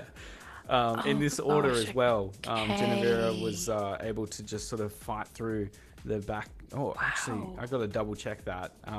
But yeah, this is the top three, and there was top distance. Three, yeah. Distance to Okay. fourth. I mean, and these are these competitions that you need to look out for. Like, if you're a federation, and I don't know, you send your swimmers to Australia. I think Leah Crisp did that actually. She went and did Australian Nationals, and then went and trained with some of the Australian swimmers. Yeah. I'm not sure at which program, but it's just a really great opportunity to get some racing in. It doesn't all praise to the World Cups. Of course, they are the quality at which we want everybody to race at, but there's great opportunities elsewhere within, Europe or America, Asia and Oceania, and then South America to get some good racing opportunity. And I mean, telling here, it gets no prize now that we're seeing this. This is they've practiced this before. They've had a precursor to it a couple months ago, and I, who are we missing from this race that could have changed the narrative of it? Well, Sharon. only Sharon, yeah. Yeah. Yeah, that is, or maybe Leonie, but also Leonie does like to sit a bit further back as well, and I guess the American. So there are a couple. Yeah. There are a couple. Yeah. Yeah, there's a star-studded lineup. Yeah, just the depth that's here is staggering, and I'd love to see where they are in relation to the pack now, because they are moving quickly. We'll this will only be getting bigger. Yeah, we'll get a wide shot in a second. But just confirming, Alice, that it was Moesha and about 30 seconds gap to Chelsea and Ginevra in third position through a sprint finish, and then a big gap to fourth at the Australian Championship. So, as you said, not only was Leah there, but there's some talented youngsters coming through, as well as the likes of Maddie Goff racing in that field. And clearly, it's crazy to think that Chelsea's been back seriously in the water for about 6 weeks, and this is the performance that she's being able to deliver. But I think I'm a big advocate for rest, Will. I'm not going to lie, I'm a big advocate for rest. I think it's so important, both mentally and physically. And yes, there's a balance you need to strike with it. Sometimes your rest might include, you go out for a walk, or you just train a bit later or something. But whatever that may be, I think it's so important that athletes get that, have some perspective on life, but then also allow themselves to allow themselves to find their way back to their sport and allow their performances to, go to that next level. So, absolutely fantastic from Chelsea. Yeah. She's been around. I think she's been around for Yeah. a while, right? Like she's a name I remember being like, Yeah. oh, she was at the front. Like she's always gunning for the front. She's a fantastic swimmer. Well, she made Gritty. yeah, she made her first senior team when she was 14. Wow. And that was 11 years ago now. So, yeah, Oh she gosh, she okay. has been on top for a very long time, and yeah, a coach change, a break from swimming, and it's reinvigorated her. I believe she was so happy racing at national champs, and that That's so clearly good is to hear. paying dividends here. I mean, to be fair, they're starting to get stretched here, but that's not a reflection on them. Honestly, Moesha Johnson is on top of her game at the moment, and it's really impressive to watch just how quickly it changes. I think, yeah, it's fantastic to look at Marisha's stroke as well, where uh, she's really, like, you're right, she's really lifted. And just comparing it to her stroke at the start, that was a lot more relaxed, more like just more calm, easier. And now you can see that real gear shift. And look at that gap. Oh my, it's not even lap 6. We've got another lap to go after this. I mean, we're talking about finishing with a 2 minute plus lead here if this continues to stretch out as it does, because now that they're gone, they won't the chasers won't be able to see them. So now they're just battling within themselves, and will have its own like economy of leaders, if that makes sense. So they're no longer really chasing them Whoa, anymore, that is gnarly. That is right? 500 Oh, let me meters. stop. They've done that. That is incredible, Alice. I'm gonna be very late with this. I'm starting a stopwatch to see how big this gap is. I'll add on about 15 seconds or so because it took me forever to get it set up. But it's already at 5 seconds, so Yeah. you can just they're not even anywhere near the turning point yet. This is gonna be What? And there's a gap. this Sort is of. meteoric. Yeah. There is a little bit of a gap from fourth to fifth as well. Nothing insurmountable, but if you look back to that field, it is almost in dead straight single file, and Yes. that is a show of the reaction to this point. The camaraderie that surrounds open water swimming goes out the door in these situations, and it is do or Yes, die. definitely. Yeah. Yeah, you got to stay on that line, or if that person in front of you is dropping off of that line, then you need to get back on their feet. I will say that I stopped it at 37 seconds, and that was roughly when I think I saw the first swimmer, or the fourth place swimmer, go around. And I didn't start it until about 6 or 7 seconds after Chelsea Quebecer had gone past it. So I would predict there's at least a 45-second gap in between the leaders and the chase pack. I can really see that growing to about 2 minutes by the end of the race if Yeah. Moesha keeps the pace up. But I can't. It will be at least 45 seconds from first to Yeah. fourth place when the race is said and done. Well, she won't stop from here. This is a race till the end, and you can see Chelsea on that last turn can just lost half a stroke on Taducci sitting in second position, and it's going to be hard to chase those gaps as they continue to open up. And that, I guess, what we've consistently spoken about through today's coverage is just how essential some of those skills are.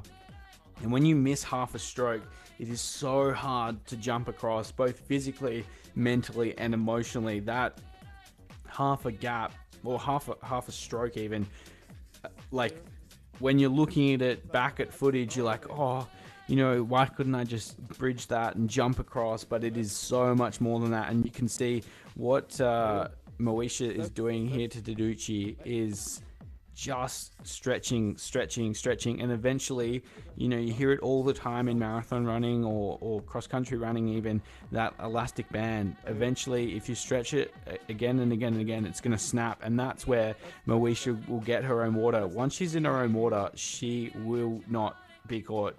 And I don't think she's going to get caught from this position anyway, but we have to appreciate how special this performance is from Moesha.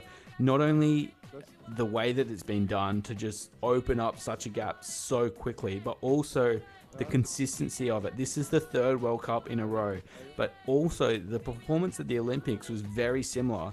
It was Sharon, it was Moesha, and it was Taducci in those positions. And I guess like a lot of that came down to the work that Moesha was able to do through the early stages of that race. Although she didn't walk away with gold, she did a great job in setting it up. And you know, we talked about it earlier this week, the commitment that she's shown to her craft by moving country, moving across the world to train in that high performance squad is just delivering in spades. Yeah, absolutely. It's one of those things where I suppose, in a sense, anyone moving to any program is a risk. I mean, moving to Bern, as long as you can cope with the training, you know you're probably going to excel because of the way it just sets up some of these fantastic swimmers. But it's a risk, and my God, has it worked out well for her? This is so fantastic to see. And how long has she been there? Do you have a rough timeline on it? Just because I'm Yeah. wondering if it was how far before the Olympics it was. Well, I think it was pretty much after World. Oh, well, yeah, it was around. It's a bit hard to tell, but basically, the program that she was training at, TSS, one of the best, well, not only distance programs in Australia, but one of the best distance programs in the world. It's produced so many, both open water swimmers, but also pool swimmers. There was that Olympic trials in 2021 for Australia. The top three all broke the Australian record over that distance in the 1500. And it was Moesha, Maddie Goff, who's obviously racing today, and Kevin Melverton.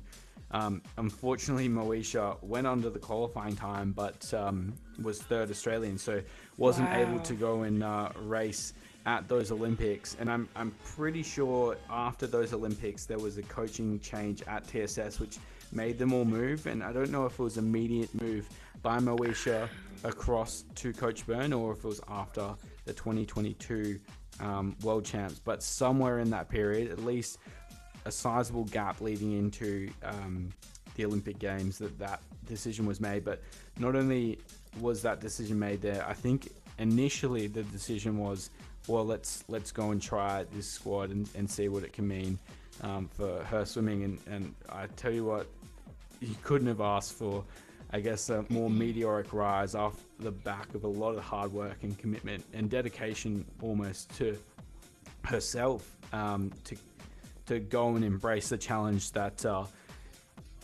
was ahead of her. And you know what I think is so special as well is you look at the relationship that Moesha has with Sharon Van Ruendal, and it's so great because they're the best of friends, but they're also the fiercest competitors. And whilst we are missing Sharon this year from competition, it's so good to see that friendship still come across, and it's evident when she does race. So I can't wait for them to have a full showdown once again one day soon. Yeah, just on the note of Sharon, I really do think she's just a lovely person. Like from what I've seen and from what I've experienced of her at competitions, just someone who is excellent at what she does, but also nice with it as well. And I really think that's true for open water swimmers. You never get, or very rarely, there will be some swimmers, but very rarely do you get this like sense of arrogance or grandeur that comes with these athletes. And I think Sharon is one of those people. Anna Marcella is also one of those people as well. They're very like kind, I think, of my personal experience with them and from what I've seen. So it's no surprise that kind of Moesha's fit well into that, I'm sure. Like, and this is the thing, being competitors, but also being able to be friends as well is such a special place, and it's not normal. It's not a normal place to find yourself in any aspect of the working world, especially not in sport. So, really great that she's moved to this program and just thrived from it. And I honestly I didn't know how long she'd been there. I wasn't sure if it was like after World Champs last year or if it was very recent. But the fact it sounds like it's been a good couple years or so just shows how just you need to give the work time. But Yeah, also, one thing that we've been alluding to is not being afraid to change up your training program, yeah, especially as an open water swimmer, because we've been saying consistently throughout these races that they evolve, they change. And you can't really afford to stand still. And that might mean changing training program or giving something new a go. Yeah. And it's much easier said than done. I personally didn't want to move anywhere. I wouldn't have considered it towards the back end of my career. And potentially that I might have been a better swimmer if I'd moved, but who knows? So Yeah. taking those options and opportunities can be challenging for swimmers, but when they do it, you typically see an improvement in their performance. Yeah, yeah. I mean, there's so much to unpack there, Alice, and um, we talk about the post Olympic campaign, just how hard it can be to incite that motivation, and different athletes choose different ways to do it. But you gotta appreciate the commitment from Moesha to really go all in on her craft, and in what is, it's not like as lucrative as sports like soccer, where you can commit to going and making multi-millions of dollars in another country. There's a lot of love that these athletes have for their craft. To commit to the cause is truly special. I did want to just double back and confirm some of the stories as well. So after the 2021 Olympics, Moesha moved to train with Michael Bowl and Janelle Pallister at Griffith Uni Swim Club, and I guess you know how much talent has come through that program. And I think it was about after the 2022 Commonwealth Games that she made the transition over to Germany. So yeah, she did a lot of good work with Janelle Pallister, and also a big shout out to Mel Tantrum for helping me find those facts. Not always easy to backtrack. A lot of the time we're using the athletes' Instagrams to find out this information, but Actually. yeah, no, I appreciate everyone that helps us paint the picture, and I appreciate all those that make the journey of the athletes as well, because a lot of them may play a small part in a big part of these athletes' lives. Gosh, that's such a good point. Yeah, the amount of coaches, support staff, and also athletes who never get this opportunity. And the one thing that, where you're always thankful that you're competing for your country, you realize that there are other people who wanted to be in the same position as you, but didn't get that opportunity. And they all add up to the success of the athletes that we see, whether it be that coaches, rivals, support staff. You can't do any of this in isolation, especially not open water swimming. Like Yeah. I don't.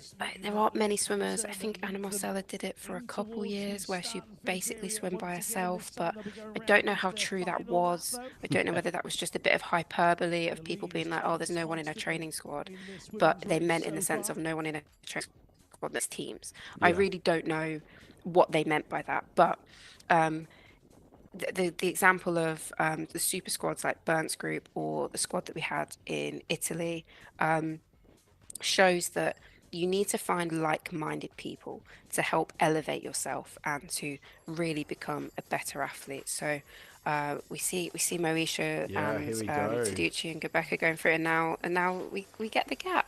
Let's see what's happening. Yeah, yeah. No, this is going to be telling. This is what we expect to see. This is what we've been waiting for. This isn't us on the clock. This is the official timing. I think that's Ghost. Ghost. Sorry, It at might the be. front. It might be guess two. It's definitely D Valdez in a second, so we'll get that update shortly, and do have a couple points that want to reflect on what we just said. But this is the craziest lead. Like we are 50 seconds into this gap that Moesha has put on through just over a lap and a bit. Moesha, Ginevra in second, and Rebecca in third. What a swim. Can confirm it's Gose in fourth, and Yeah. then D Valdez, and then you can see Lisa Powell, Yeah, I think that's and Juiz? yeah, I was gonna say yeah, Juiz, in like all kind of leading it out, What but a lead though, Alice. A what a minute and a gap. half with a lap to come. And we were talking about this at the end of the men's race. When do you commit to, I guess, competing against the athletes around you? You can see there's Yeah. a definitive difference between the way that Gosa is swimming at the front here in comparison. Oh, sorry, Martinez in fifth for Spain. But there's a difference in the urgency between Johnson, Taducci, and Gubecka through to this chase group.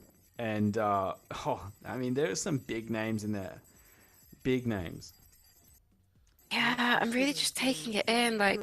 We see a few athletes feed. I mean, this is a race in itself, right? You forget the medals. Let's try and finish as high as we can above 10th position, and you've Yeah. still got because there's a gap between them. I just can't get over this minute and a half lead. Yeah. I really can't process This is so that. special. And I guess on that, Alice, and this is a really weird thing to recognize at this point in the race, but as we can see, we have our lead group charging away with 1 lap to come here in Somabay. This is the 3rd year we've been racing in Somabay. And if you look back to 3 years ago, this would not be possible to have the coverage around the world to share these stories of these athletes. So we say it again and again throughout the broadcast, and it almost sounds like a broken record. It is such an exciting time to be an open water swimming fan, and I mean that in the truest sense, because if you go back even 2 years or 5 years, 10 years, 25 years, the sport has come so far in such a short time. And that is a true testament to the team at World Aquatics driving change, but also a testament to the federations investing in the sport and hoping and wanting to change it for the better, because they believe in what it can produce. And today is such a good showing in that. It's been 2 incredible races swum incredibly different ways, and we've been able to share the stories around the world. So in the truest sense, tell a friend to watch open water swimming, because it is such a great race, great way to watch racing, and it is truly unique to the sport. And yeah, we just want to see it continue to grow. Yeah, absolutely. There's so many good points there, Will. The growth of it's been really beautiful to watch as someone who's been involved with it and now getting to commentate, and absolutely love doing this job. So it is really exciting, and the fact that it's an Olympic event obviously helps fuel federations. I can definitely say that on behalf of Britain. That is always the consideration, is the fact it's an Olympic event. Let's get in and get medals. But when you go to World Championships, you get all these other fantastic opportunities to race. The 5K, upcoming 3K knockout, and of course the relay. And it just keeps elevating the sport. The athletes get more experience, they learn more how they want to swim it more. And you end up in positions like this where you've got Moesha Johnson. I'm just kind of like, who's going to stop it? I mean, Yeah. Uchi and Gubecka are doing fantastic to stay on her. I don't know if anything will change between them, or if it will just be a straight line of the 3 of them swimming into the finish. But just know that all 3 of these women are hurting right now. They've been swimming for 1 hour and 50 minutes. I really would love to know what pace they were holding per 100 here. Roughly would be fantastic. But either way, it's quick. It's very quick. Yeah, especially, you can't forget the conditions that we're swimming through at the moment. This is not ideal racing. If you go back and watch what we raced in Neom and just how flat it was pancake flat. And the same result happened. We saw Moesha move to the front, swim away, and swim to gold. She did have no one around her, so credit to Taducci and Gubecka to hold on to the Moesha. I think she's just been dipping in and out of Taducci's feet, and we saw in Australia at the national championships, Chelsea was able to get over the top of Ginevra and claim that silver medal in a sprint race. And that is where Gubecka is so strong in those final stages. She is an absolute animal when it comes to competitiveness, and so experienced in these situations as well. So that's where I see the movement, but I don't think any of them would have intentions, or I'm sure they'd have the desire, but there'd be no way to actually jump across and get in front of Moesha. I don't think. If if either one of them is able to hold on to the feet, like that is going to be such an incredible result for them. But I Yeah. can't see anyone challenging Moesha for gold. It's really frustrating, right? Because I never want to count anybody out, right? I never want to say it's not possible because with open water swimming, I really do believe it is always possible. You can have a good day, you can have a bad day. There's always opportunities in which you can make a name for yourself. But I can't get over the gap that she's created. And I think it's a great place for Taducci and Gabeka to be sat because you've been able to get dragged along with this like immense like speed and power.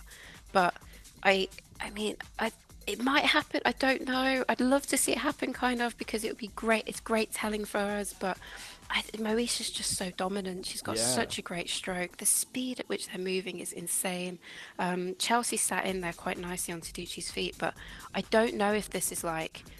I would be fascinated to know if Taducci moved off of Moesha's feet, how quickly she might get dropped. If she Yeah. does get dropped. Do you know what I Yeah. mean? Like, how much of this is Moesha's draft? Well, I don't actually think that Moesha's even in fifth gear at the moment. I feel like she's sitting Oh in my fourth. god, stop. Yeah, like if you look, and she has a very similar way to racing, different strokes, but similar way to racing to Florian, in the way that like her big tell when she kicks it up a gear is she'll bring those feet in, and at the moment, that is a 2-beat kick. The stroke rate's up. Don't get me wrong, she's working hard, but she has another gear for sure. She has another gear.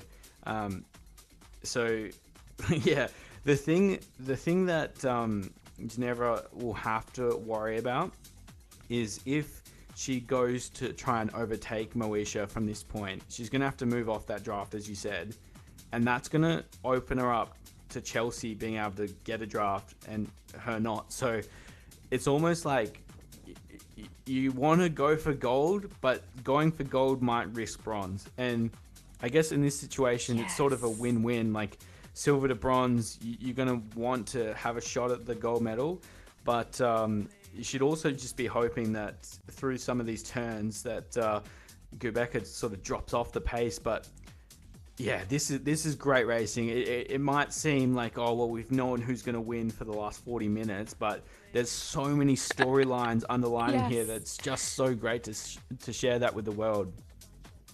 Also, I really just want to stress, like, if you don't know open water swimming that well, or if you're new to it, or maybe if you're a triathlete and you're just not into open water swimming as much as your other two sports, please take into consideration that they have made some of the best open water swimmers in the world look like amateurs in a sense, because they've been able to create this gap, which I think is going to be at least 2 minutes, if not 2.5 minutes into the finish.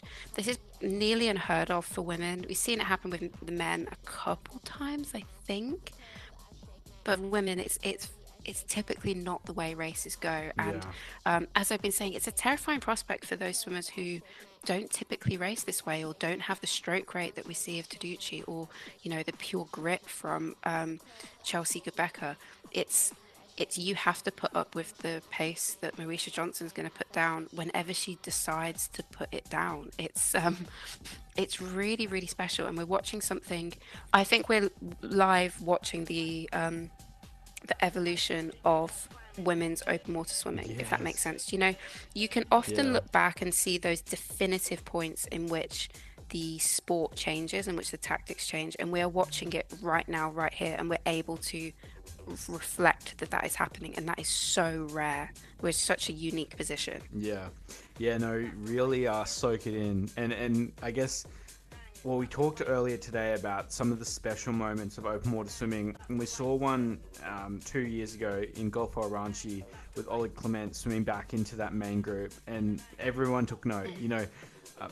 I was very honored to be able to call it live and see it in action, but I got off air and went to my brother immediately and was like, oh my goodness, you have to have seen this race. And then before long, like, people were blowing up, and you saw it, and those are some of those moments that unite the open water swimming community. I think, like, We saw some of that happen at the back end of last year with the way that Moesha was swimming, but it was also like, oh well, it was just post the Olympics. Like, what does it mean? I think today is the Yeah. stamp. Like, this is Moesha Johnson is the best in the world, and someone's gonna have to do this to Moesha for us to say anything different.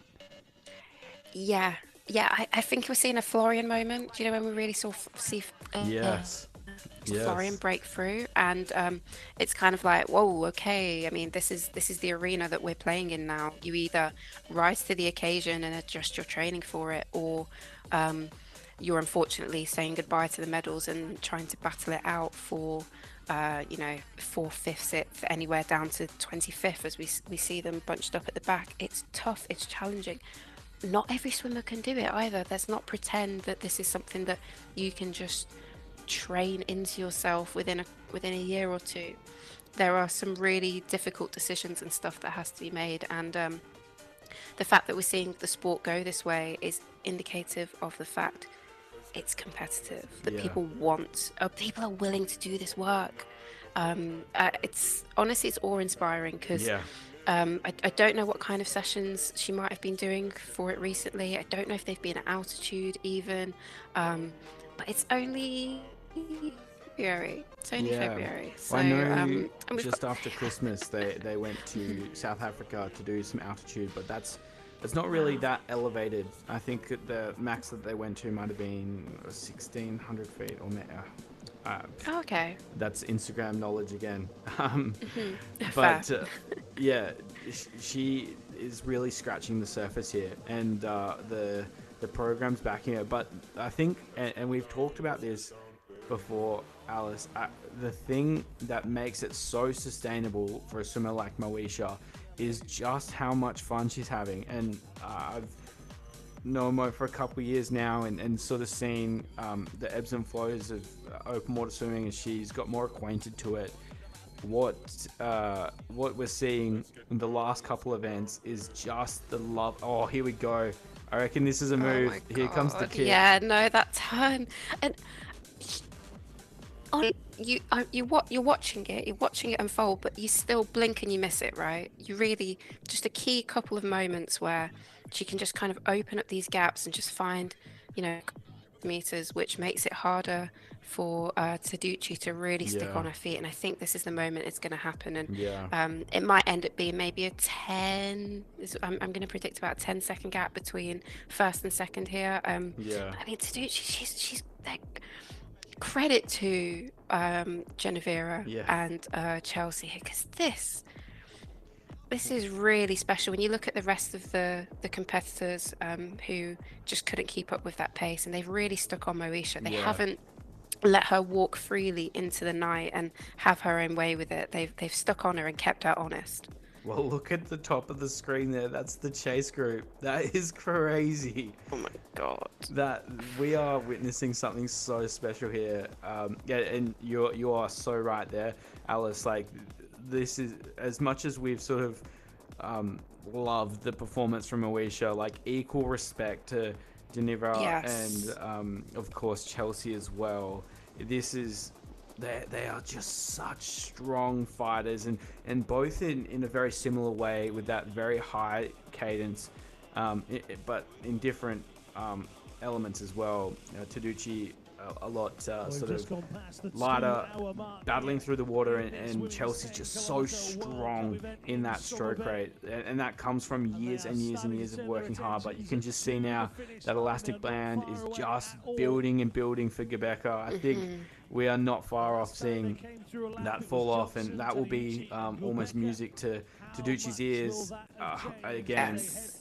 as soon as Moesha even does like 5 kicks, she is able to open a gap. But you know, credit where credit's due. Yeah, and this is fantastic for Chelsea because she's probably in a position now where she's probably panicking a bit that she's lost Taducci's feet, but she's so far in front of everybody else that it doesn't matter how much she drops off here, she will still finish in third position. I can't. There's no chance of anybody like catching her up.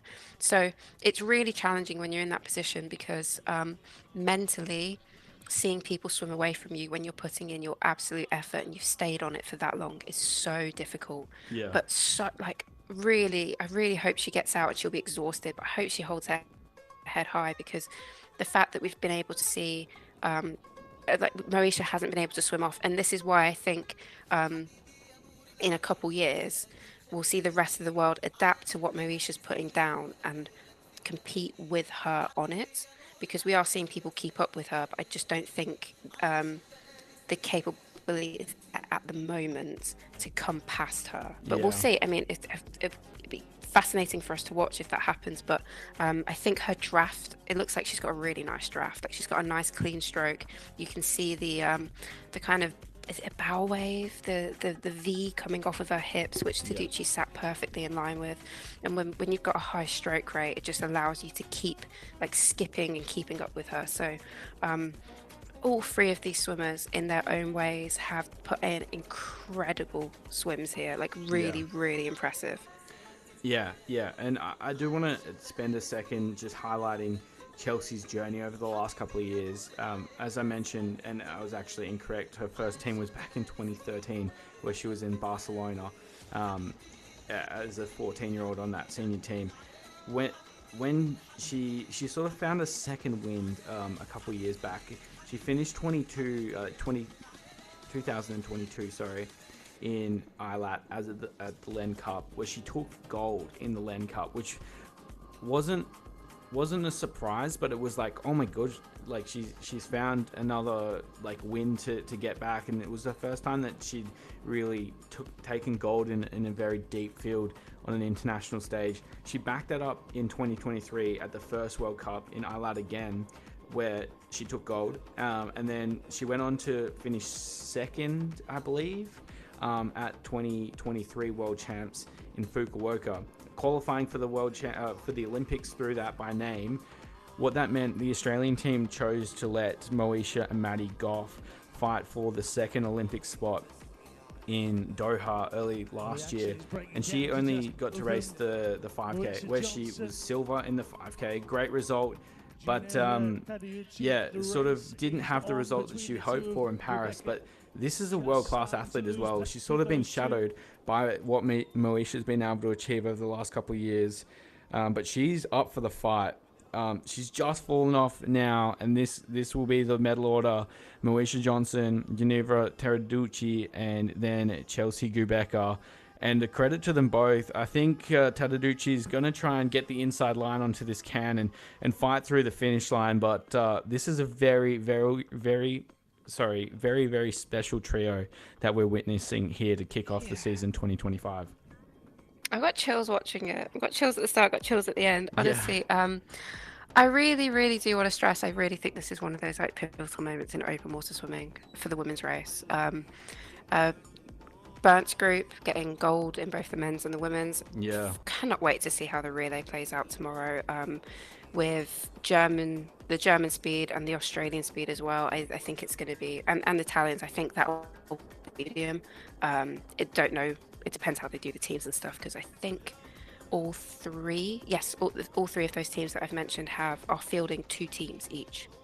So of course they'll stack one team, the most competitive one, etc. But so exciting! Coming into the finish now. What a moment. Mark the day in history. Friday, the 21st of February, 2025. We saw the best swimmer in the world dominate on the highest level we've seen so far. Moesha Johnson took the moment in lap 4, unexpected to everyone in the field, and has absolutely obliterated everyone in the process. A credit to Taraducci and Chelsea Gubecka, who've managed to battle through for the minors, but as Johnson leads Taraducci into the final finish arch, the moment belongs to Coach Byrne and his incredible squad of superstars. It is this great shot that showcases what Somabay has meant to open water swimming through the past 3 years, and on the biggest stage we've seen so far, our biggest stars have delivered. The king in the men's, through none other than Florian Wellbrock, sits on his throne. And there's a new throne sitter in the women's race as the queen of open water swimming comes down, holding that body link lead over Tadaduchi. The moment will go to Moesha Johnson. A meteoric rise continues in 2025 as Johnson of Australia gets gold for the third straight time, stopping the clock in a very, very impressive time of 2:06:34. What a swim, Alice, as we see Moesha Johnson on top of the world. Ginevra Tadaduchi in second, just 3 seconds behind. And the top three rounded out with an Australian double medal for the very first time as Chelsea Gubeka gets in third, 16 seconds behind the win. And what a special moment that was across the line. Yeah, absolutely. It's great to see them hugging it out at the end, you know. Take that in, the amount of effort that you've all collectively put in together, because I do think Moesha probably wouldn't have been as fast if she didn't have them behind her. Yeah. I do think that. I think she's a swimmer that thrives on things being difficult, and you know, she went and made that hard for herself. She could have sat back with everybody else and then put this kind of effort in the last lap. She went from lap 4 and really put down a marker and said, you've got to keep up with me. And having people behind her would have pushed her forward. It would have kept her going. It would have kept her honest. And then some great effort and great swimming from Tadaduchi and Gubeka there to keep on her and kind of showcase that whilst Moesha is unstoppable at this current time, that it's not. Do you know what I mean? There's spark there. Yeah. We saw a powerful image in the men's race as Florian rolled onto his back before the second and third swimmer had entered the finish chute, and we just saw our top 3 athletes get out of the water before the fourth swimmer came into frame. That is simply remarkable. We still see the battle coming down the finish line now. It's going to be very hard to pick Maria de Valdez. Oh no, in fact, I think that is not her in fourth. We'll see. I think it's Martinez charging home, but Gose in fourth potentially. But a while back, that's a big gap. I hope you get the name of the Polish swimmer as well, because keep that applause going as the rest of these swimmers start to I hope you get the name of the Polish swimmer through quickly, because it's not often we see Poland up there for the women's. We've seen Pieter from Poland in the men's, who's been putting out some fantastic efforts. So really great to see a Polish woman getting up there onto top 10. Yeah, you are right on that one. A tough day for Ana Marcela Cunha. Just in the wrong spot at a break. I don't think we read too much into that from this far out. Unfortunate for Leah Boy, the third German across the line, I think. Yes. Spearworks in second for the Germans. Juiz, Fabian. There are some big names, some big names in this field that have been absolutely obliterated. I'm sure, Alice, I've certainly been in this situation where you finish the race and you think, I'm second across the line in this pack. Maybe I've gotten second overall, just to realize that my gosh, a swimmer has won by 2 or 3 minutes, so you've actually finished third. So I wonder if there's any of that going on. And Gose potentially thought, maybe we've taken a little victory here just to see Moesha up on dry land already. I already got a transponders off. Honestly, it's one of those. I think Gose probably would have been aware that it happened because she was already up front. But for some of the others, like potentially Leah Boy, may not have known that had happened. And I remember talking to Jack Bonnell, who got out of the Rio Games. And we were like, did you see Jared Port go off the front? So for context, Australian Jared Port went off the front. He had like a crazy lead at one point. I can't remember how far it was in minutes, but it was substantial.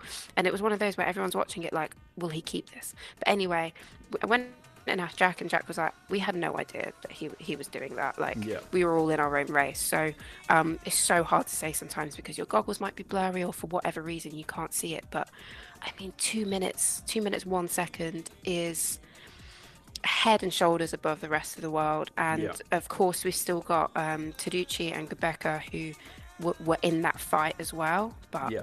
wow. Yeah, yeah, so much to unpack there. A quick shout out.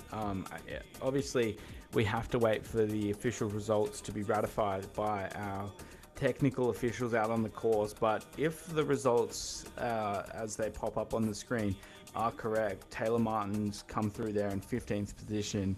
That will see her onto the Australian senior team for the very first time. So I'm sure her family's celebrating around Australia at the moment. Obviously, have to wait for the results to become official, but you never forget your first time to come through onto that senior team, and I'm sure there'd be a celebration at the Martin household. Yes, definitely. The same for Jacqueline Davis McGovern as well.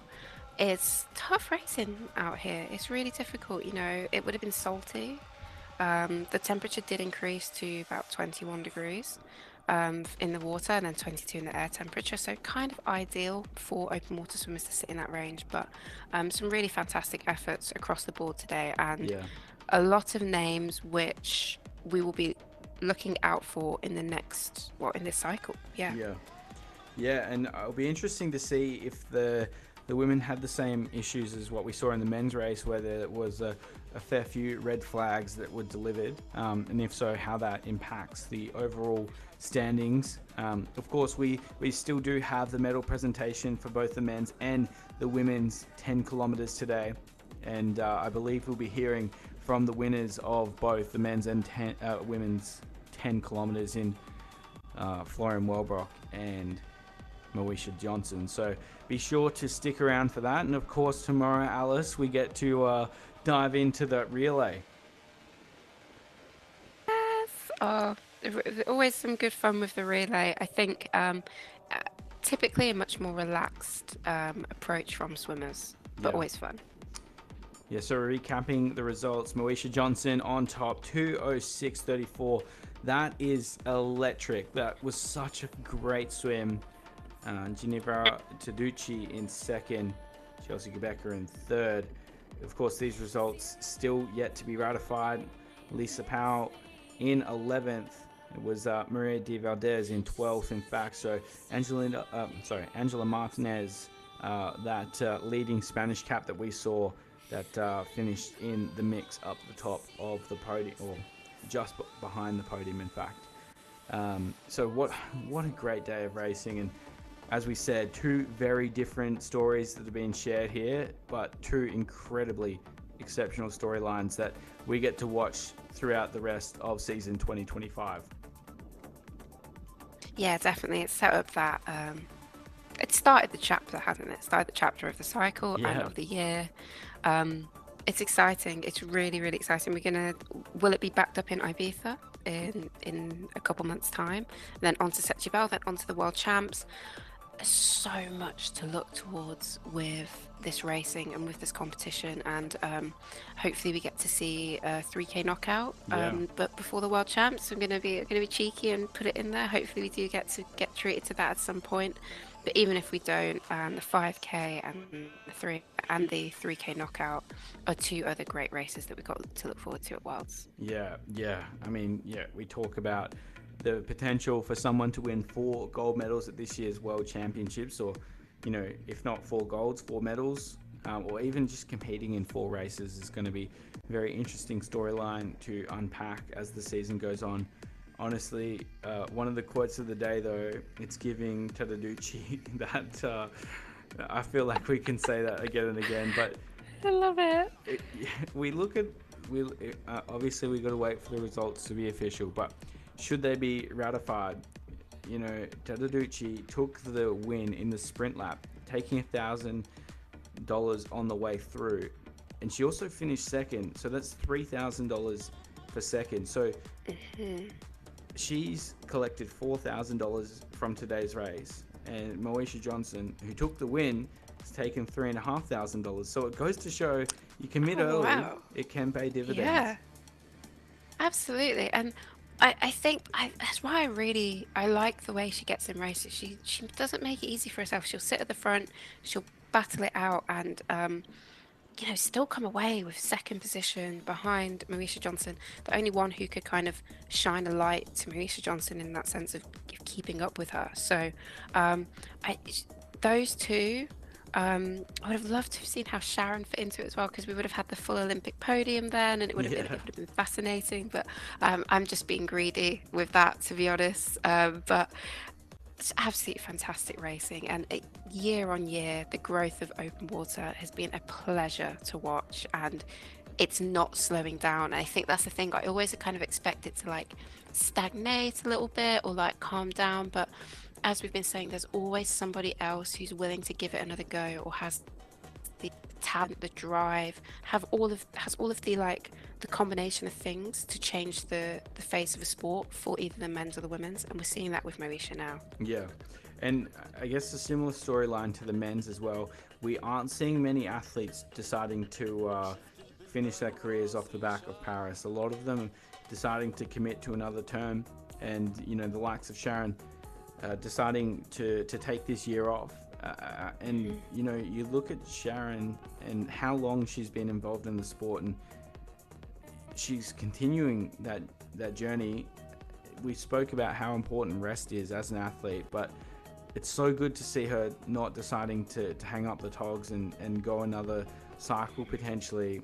And that's not stopping the next generation coming through, which makes it ever so more exciting to see these races on a world stage.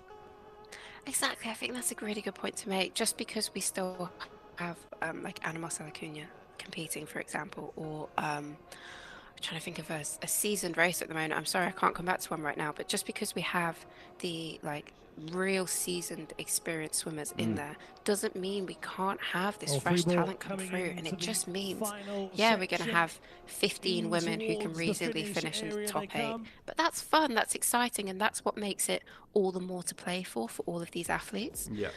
So again, it's difficult for the swimmers, it really is challenging, but for us spectators, we're spoiled. I'm being greedy, asking for like these races, but at the same time saying you do need to rest. And I do think it's fantastic how Sharon has just publicly said, I'm taking a rest. And for an event like open water swimming, oh my gosh, you need it. You absolutely need it, because it's tough mentally, physically. I mean, the strain that it can take on relationships in your life as well, because you're constantly doing, God knows what in a swimming pool, or going up a mountain to swim at altitude. You deserve, for many reasons, to take that time out and to reflect. And I really do hope we see Sharon back in as soon as possible, because it'll be exciting, definitely. Well, I'm sure Sharon's been watching along, seeing her very good friend and teammate Marisha Johnson just dominating the world, and I'm sure she's got that bug to come back and race at this high level as we both have as well. I can imagine, Alice, the goosebumps that we've seen through today's racing, and there's still more to come. We mentioned today being one of the biggest ever World Cup races. I think only just by a few participants is it lower than the record, but the most federations racing, the first time we've had all 6 inhabited continents on the starting line. And we see that again tomorrow. We have 10 separate federations racing at this World Cup. That's the biggest we've seen at a World Cup, which goes to show, I guess, that investment that we're seeing come into the World Cups really is the only place that you can get great experience to take your swimming to the next level. And it's going to be exciting. And honestly, I can't see the Australians getting beaten tomorrow. Oof. Oh, put it down. Okay. I can't see them getting beaten tomorrow. And that goes like as good as the Germans were today. And Florian is so strong. I just cannot see them getting beaten tomorrow. Oh, do you not think the Italian? Well, potentially. I just Chelsea, they are the reigning world champions. Yeah. Like, you got to put, we've got to start. I get told this all the time. They got to put respect on their names. Yeah. They hold the belt. You got to go through the champs to become the champ. It's my European lens Yeah. coming through there. So yeah, fair enough. That's a good point. Oh wow. Yeah, because I am just taking it in like I would love to see. I don't think they'll do it because they obviously want to put in the team that's going to win, right? But I would love to see Moesha swim on a men's leg. So Yeah. typically, you see the men go up first. Imagine if they were just like, yeah, let's put Moesha up front, Yeah. like Just to force her try to it. stick in with the guys and see, hey, see what happens. I'd love to see that. Probably not going to happen. I Yeah. think the strongest teams always go man, man, woman, woman, and just deal with that sense within it. But oh my god! And again, I'm being greedy. I'm just like daydreaming about like ideal scenarios to just Yeah. see what would happen there. But the relay tactics and how it plays out are always so much fun because there's so much like toing and throwing amongst the teams, and we always get treated to some great racing. Yeah, I'd say the only thing that the Australians really got going for them, they always really do see themselves as the underdogs in the relay. They have been swimming together for a couple different World Cups now. Every time that they go and race a World Cup, they put almost identical teams into race, and you know, that team, Moesha Johnson, Chelsea Gubecka, Nick Sloan, and Kyle Lee, they've raced like pretty much growing up together. Kyle's sort of the outlier in that regard because he's the youngest on the team, but that's the team that won gold in Doha, and the way that they do it is they utilize everyone's strength, which is I think the next evolution of the relays is moving away from what the race is and starting to utilize the different athlete strengths. And to the finish. you know, Moesha Johnson is sensational when she's racing in a female field of establishing a gap, and Chelsea's great at keeping it away, and so is Nick, and then Kyle on the finish. You know, arguably, if you look over that distance, Nick is actually a faster swimmer than Kyle, but Kyle is just so good on that finish, and that's what we talked about in the men's race. It's a trained skill that hasn't just happened overnight. It's not luck. That is a trained skill that he's developed through years and years of training and years of, as a youngster, he wasn't that good, so he had to rely on his skills to get him across the line, and then his sort of late adolescence growth spurt changed him into a really formidable athlete, and he's paired that with the skills that he spent years and years of honing those skills. So yeah, definitely tomorrow. I think they're winning gold, and then they are my favorite going into the World Champs this year. And that's not even a homer pick. I promise. No, I see it. It's a legitimate pick. It's not like you're suddenly being like, oh yeah, they've came like 7th and 8th, and then 12th and 13th, and yeah, no, it's legitimate. It makes sense, you know. Nick Sloman finishing 4th. They've got obviously got fast pulsers as well. In to finish their Just that 10 Moesha, kilometers. like the Moesha drive, and Chelsea as well. Yeah. Once again, Let's see. Well, because you know you've got the Italians who are fighters. You know, they're gritty, they're fighters, and they can make something difficult for someone in the finish funnel, or just find that water to get over them in some way. So we haven't asked you to swim 10 kilometers, so the least you can do is applaud them as they finish their race. Well, the good thing is there's plenty to discuss, regardless of which way we expect to go. There is plenty to discuss because, yeah, as you said, there is so much speed in that German team. The Italians are fighters. The French, especially their men, are so strong right now. The Hungarians are looming large as well. There are a number of federations, like we've seen. The Spanish women are very strong.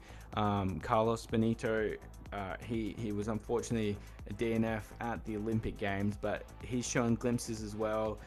The US, as we've talked about, like the relay is just such an exciting race, and it plays out in so many different ways. We saw in Doha, like the Australians won the race and were the best team, but the best swim came from Krzysztof Rosowski in Hungary's team, who swam them, I think, from 6th into 3rd on that last lap. And so, yeah, it is such an exciting race, and obviously we're very excited about the prospect of a 3 kilometer knockout, but really, you know, they're both equally a big part of the future of open water swimming. Oh, absolutely. Yeah, I mean, the depth, the amount of Italians that they could field, right? Because there's 2 teams entered for Italy, which means that 4 men, 4 women can compete. But there was like 8 men and 8 women in each one. So there's going to be a big Italian cheerleading squad, to be honest, tomorrow, as well as the fact that we've got 2 very strong teams competing. But there's just so many options. I think there's just so many options for open water swimmers at the moment. I think that's what's so nice. Like, it's great for us to watch it as well, but I think there's something for everyone at the moment, whether you want to go ultra marathon swimming. Of course, they're not world aquatic events, but there are events out there. And then within the world aquatic system, you have, all of the amazing races that we're going to get to watch and commentate on and be a small part of in a way. So it's a really, really, as you're saying, it's a great time. Yeah. The question I have for you, Alice, and it's unprompted, so apologies that this comes on no notice. If it wasn't a mixed relay, who do you think would win the women's and who do you think would win the men's? Fantastic question. I would give it to Australia with the women's. Maddie Goff, Taylor Martin, Jackie McGovern. You have a lot of options there. Yeah. I think Italy would be a close second, and then probably Germany third. Yeah. Men's, would you go for the same for the women's? Well, I mean, it's hard. I'd definitely go Australia for the win, but then like if you go a full strength French team as well, and you throw in Kapishnikova and who knows as well. I think the top of Brazil's team is really strong, and there's some good youngsters coming through, so you don't know what that could look like, but I mean, you're pretty on the money there. Crazy. Yeah, Australia, especially at the moment. It's so good. Men's, I think I'd back Germany just because of seeing the way into the final stages. Yeah, very interesting. I'd back Germany for the men's. I think obviously you've got Florian.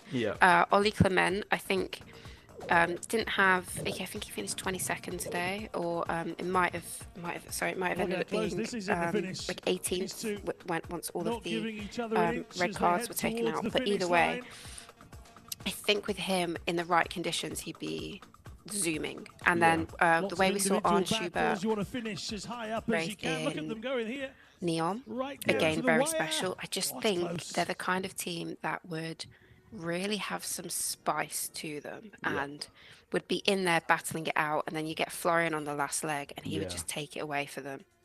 No, it's a good pick.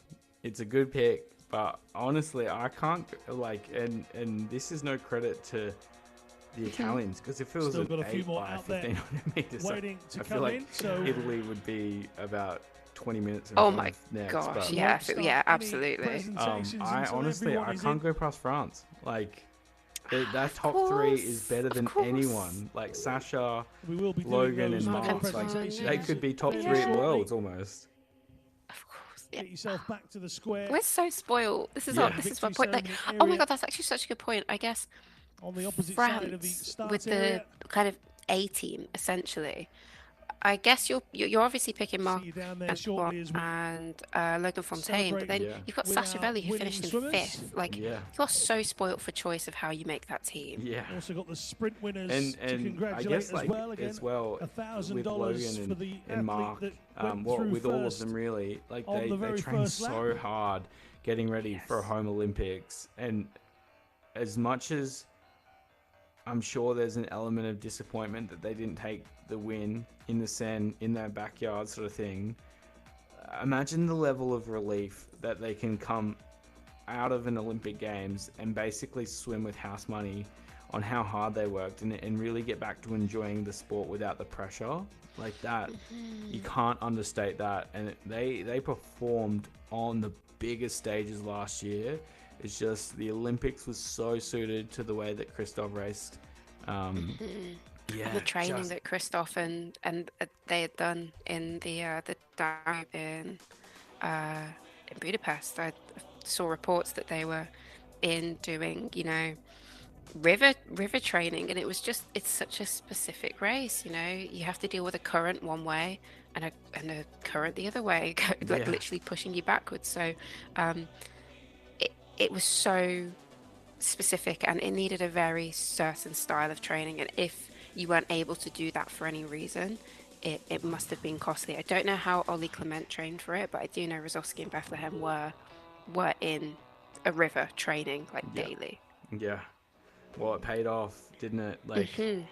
and especially, David, he did a lot of work to finish in third, and I don't mean that in a dismissive way. Like, he worked Hmm. very hard through that race to get that result and to hold off Domenico Azzarenza, which honestly, like, I think he is one of the very best finishers in the world. He is so, like, traditionally built to be an incredible open water swimmer. So for him to be able to hold off um, at Terenza to claim that bronze medal is a special race, and I can't wait to see the next Olympic cycle and how it sort of develops. A reminder, of course, that this is the first stop of 2025. We're just starting the season in February. Of course, we look to the ultimate destination this year at the World Aquatics World Championships in Singapore, set to be held throughout July and August in 2025. We know that there's going to be a great show put on by Singapore. It's an incredible part of the world, and they're really, really proud of their culture, heritage, and I guess future as well. So I'm sure a lot of swimmers have got that penciled in their books, but this is really only the start. We just scratched the top of what 2025 has in store, and it's already blowing my mind. I'm so grateful to be calling the action with you, Alice, and of course we still have our medal presentations left for today. Yeah, same here. Well, it's an absolute pleasure. And yeah, just talking about looking forward to Singapore. Um, what a fantastic venue! It's honestly my favorite country and city in the world. It's beautiful for all of those swimmers who will Mm. be competing there who haven't been. I really do hope they enjoy it, soak it in. They've got some amazing food, as you said, amazing culture, and a real welcoming sense to them. So, a great venue to have a World Championships, and everything leading up to it as well will be so exciting and so great. So please do keep coming back. I'm gonna promote it again. Go check out the 3K knockout. Absolutely fantastic. And also a shameless plug, we will be Yeah. doing a review of the races that happen this weekend. It will be posted on Black Climb Fever podcast. So if you want to check that out, we did do a preview, and there will be a review coming out sometime next week. So we'll support that across our socials, but do check that out as well, where we'll be going more in depth into what athletes did and how it played out and what it meant for them. So Yeah. some loads of open water swimming content for you. Yeah, absolutely. This is the time to be a fan, as we keep saying. But also, if you do want to sort of understand how the race was won, or dive into something at a deeper length, of course, we are privileged to have the content sitting across the World Aquatics pages. But also, feel free to check out the podcast. As you mentioned, Alice will be doing a very extensive dive into just how these races played out, because it's hard to pick it in the moment. I'm really excited to go back and watch how Moesha made that move forward. I guess if there's any telling signs, we'll be able to pick it up in the replay. But I believe we're only about 5 minutes, or just over 5 minutes away from the medal presentation for both the men's and the women's 10 kilometers. So please bear with us as we get ready to present those medals.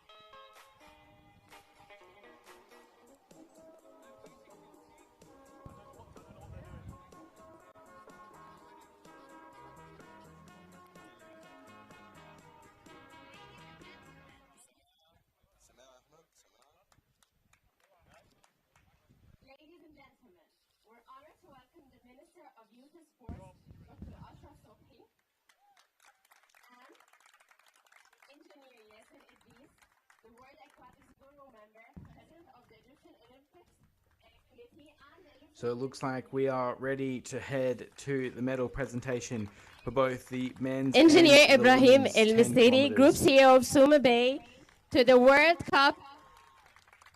Please join us in extending a warm and distinguished welcome. حضرات السيدات والسادة، يشرفنا حضور معالي وزير الشباب والرياضة للدكتور أشرف صبحي والمهندس ياسر إدريس رئيس اللجنة الأولمبية المصرية والاتحاد المصري للسباحة، والمهندس إبراهيم المسيري الرئيس التنفيذي لمجموعة سوما باي في كأس العالم للسباحة في المياه المفتوحة لعام 2025 برجاء الترحيب المميز به.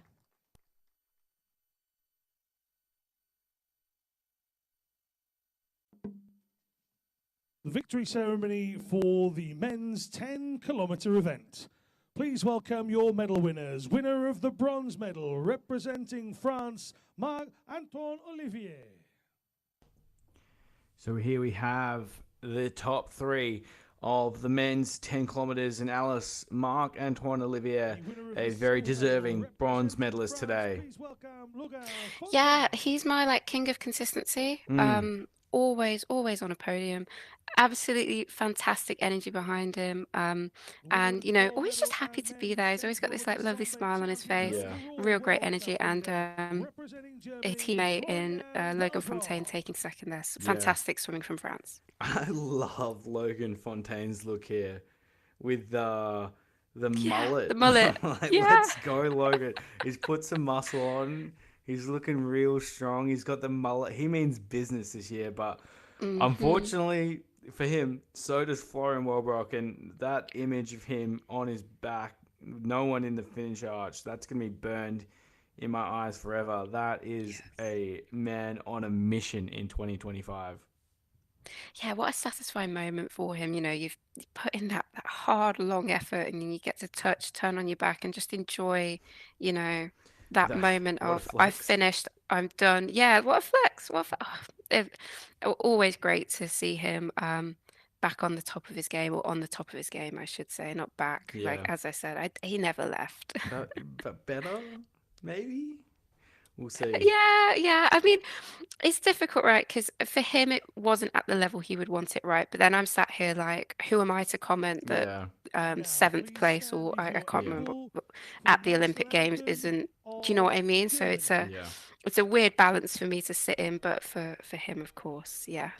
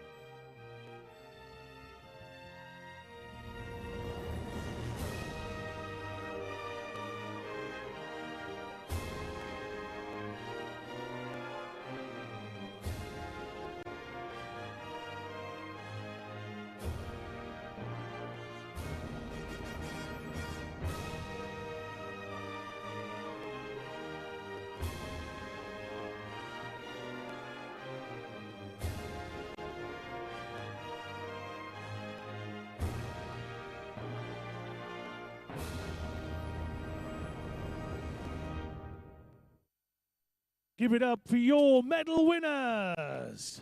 There we have Alice, the medalist in the men's 10 kilometers. A very ominous scene as we look towards 2025. Florian Wellbrock, the professor, on top. Another clinical performance from the German, and he leads the series after stage 1. Could this be some subtle foreshadowing for the rest of the season?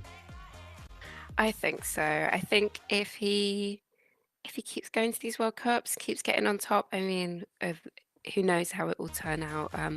Great to see him here racing and in conditions that don't typically suit Florian Wellbrock. So taking away that win, and I hope he really gained some confidence from this, that it was a wavier race than he probably would have liked, but still able to perform at that level and take home the gold medal. So it might be another door opening for Florian, which we weren't expecting. Yeah, and as we look forward, as we said, the upcoming World Championships this year, it should be a very flat course. And as we look towards what LA has in store in just over 3 years' time as well, much more of the same in the future for Florian Wellbrock. Interesting, not an athlete on the experience this year. He's choosing to get ready for Singapore. Hopefully we do get to see him in a number of races. But for now, we move from one storyline to the other as we get ready for the presentation of the women's 10 kilometers. Chelsea Gubecka in third. And what a comeback. 6 weeks back in the water, Alice, and she's on the podium internationally. Yeah, I mean, that's another flex in itself, isn't it? What an incredible thing to be able to boast and just be like, this isn't even my final form, guys. Like, just wait until, I've got all the training behind me that I want. And there on top is Moesha Johnson. What a podium, Alice. Such a strong representation and such a dominant victory by these athletes. 2 minutes, Completely. the gap. That is... the flexes are everywhere. So well deserved for each of them. It was actually really nice and fitting that it was 3 people that finished in that way, because if it was 4 people, you would have just been heartbroken for that 4th person. So I'm very happy it did end up in a way that every single swimmer on this podium really and truly deserves to get this moment for themselves and enjoy it and soak it up, because the pace that Moesha put down, and she kept on, and they've got these adorable caps as well. I love that. It's really, really well deserved, and I'm really happy for them. It's a great moment, and the future of open water swimming, I really think, sits with Moesha Johnson in terms of the women's race. I think she's basically going to dictate how races are swam and the results of them. Yeah, and a special moment ahead for these athletes once again. Moesha Johnson, get ready.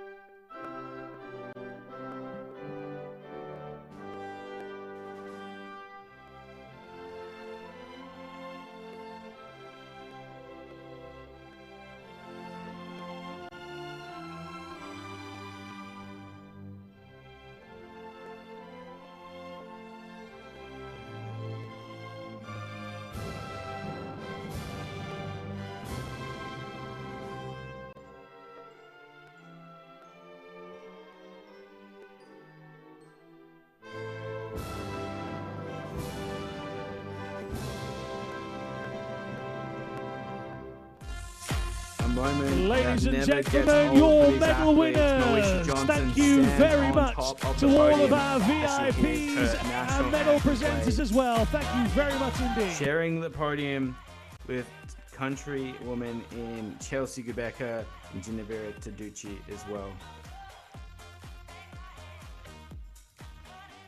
Yeah, and absolutely great racing from all of these swimmers today, and just really fantastic to see, everyone come out for the first World Cup, get in and give it a really, really good, strong effort, from Florian taking home that dominant win, Moesha dominating, of course, but Taducci and Gubecka really sticking in there and not letting her have completely her own way, even though she kind of did. So some really exciting storylines that have been set up for the other World Cups coming up and for World Championships in July. Well, Alice, can you pick a moment? What was the best of the day?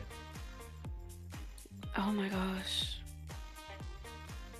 I think it has to be that moment that Marisha just suddenly was like front leading and Gose on the other side, and I was just wondering, how did we get here? It just happened so quickly, so decisively. It was like all of a sudden she was there and it was going and it was gone. And I think I just loved Tarducci and Gabeka sticking on her. I really do like that because it shows that it can be done, that it's not impossible, but it's going to be tough and it's going to be hard, and there's a special effort needed from everyone around the world to combat that. It's a great point, and we'll jump into mine as well in a second because it's a little bit left of field, but another great initiative that we're seeing for the third year now, the junior leaders, as we talked about in the men's races. Matthias Malechi was the winner last year, and we've got a Finnish winner for our junior girls leading through stage one. Yeah, that's fantastic to see. Again, two countries, we've got Greece and Finland. Greece has had a very strong open water swimming nation traditionally, so it's great to see that continuing. But Finland as well, this is another great example of giving countries that you don't typically see right up there in open water swimming, getting their moments to showcase the power and the talent that is coming through. It is there's a lot to take in as we've sort of discussed throughout the broadcast, and especially with not many athletes deciding to move on either. And that sort of is my moment of the day, Alice. Look back and what a day it is. But really, if you check out the way that Sharon van Roendaal has carried herself through the last couple of months, she's such a special athlete. She still continues to contribute to the sport, and she's been sharing Moesha Johnson's journey today. And I love that. I think it's so special because, training partners, best friends, and celebrating each other's successes as well. And, if you can't be on the throne as the best in the world for the time being, like, what a moment to be watching your friend. Yeah, that's such a nice way of putting it. It's just pass the mantle on to your teammates, your friend. It's a terrifying prospect, that group, that dominance of Berndt's group. Long may it reign, long may it continue, because it's not going anywhere. And I think it's just something that both on the men's side and the women's side, if you're not in that group, you're just going to have to be willing to adapt to the way that races are going and the fact that they're going in that way. And it's tough, but I mean, if you can crack it, if you can cope with it, you end in positions like Teraducci and Gabeka, and you end up on podiums, and then if not at the point that you're able to compete with Florian and Moesha. So exciting to see how this plays out leading into the next World Cups.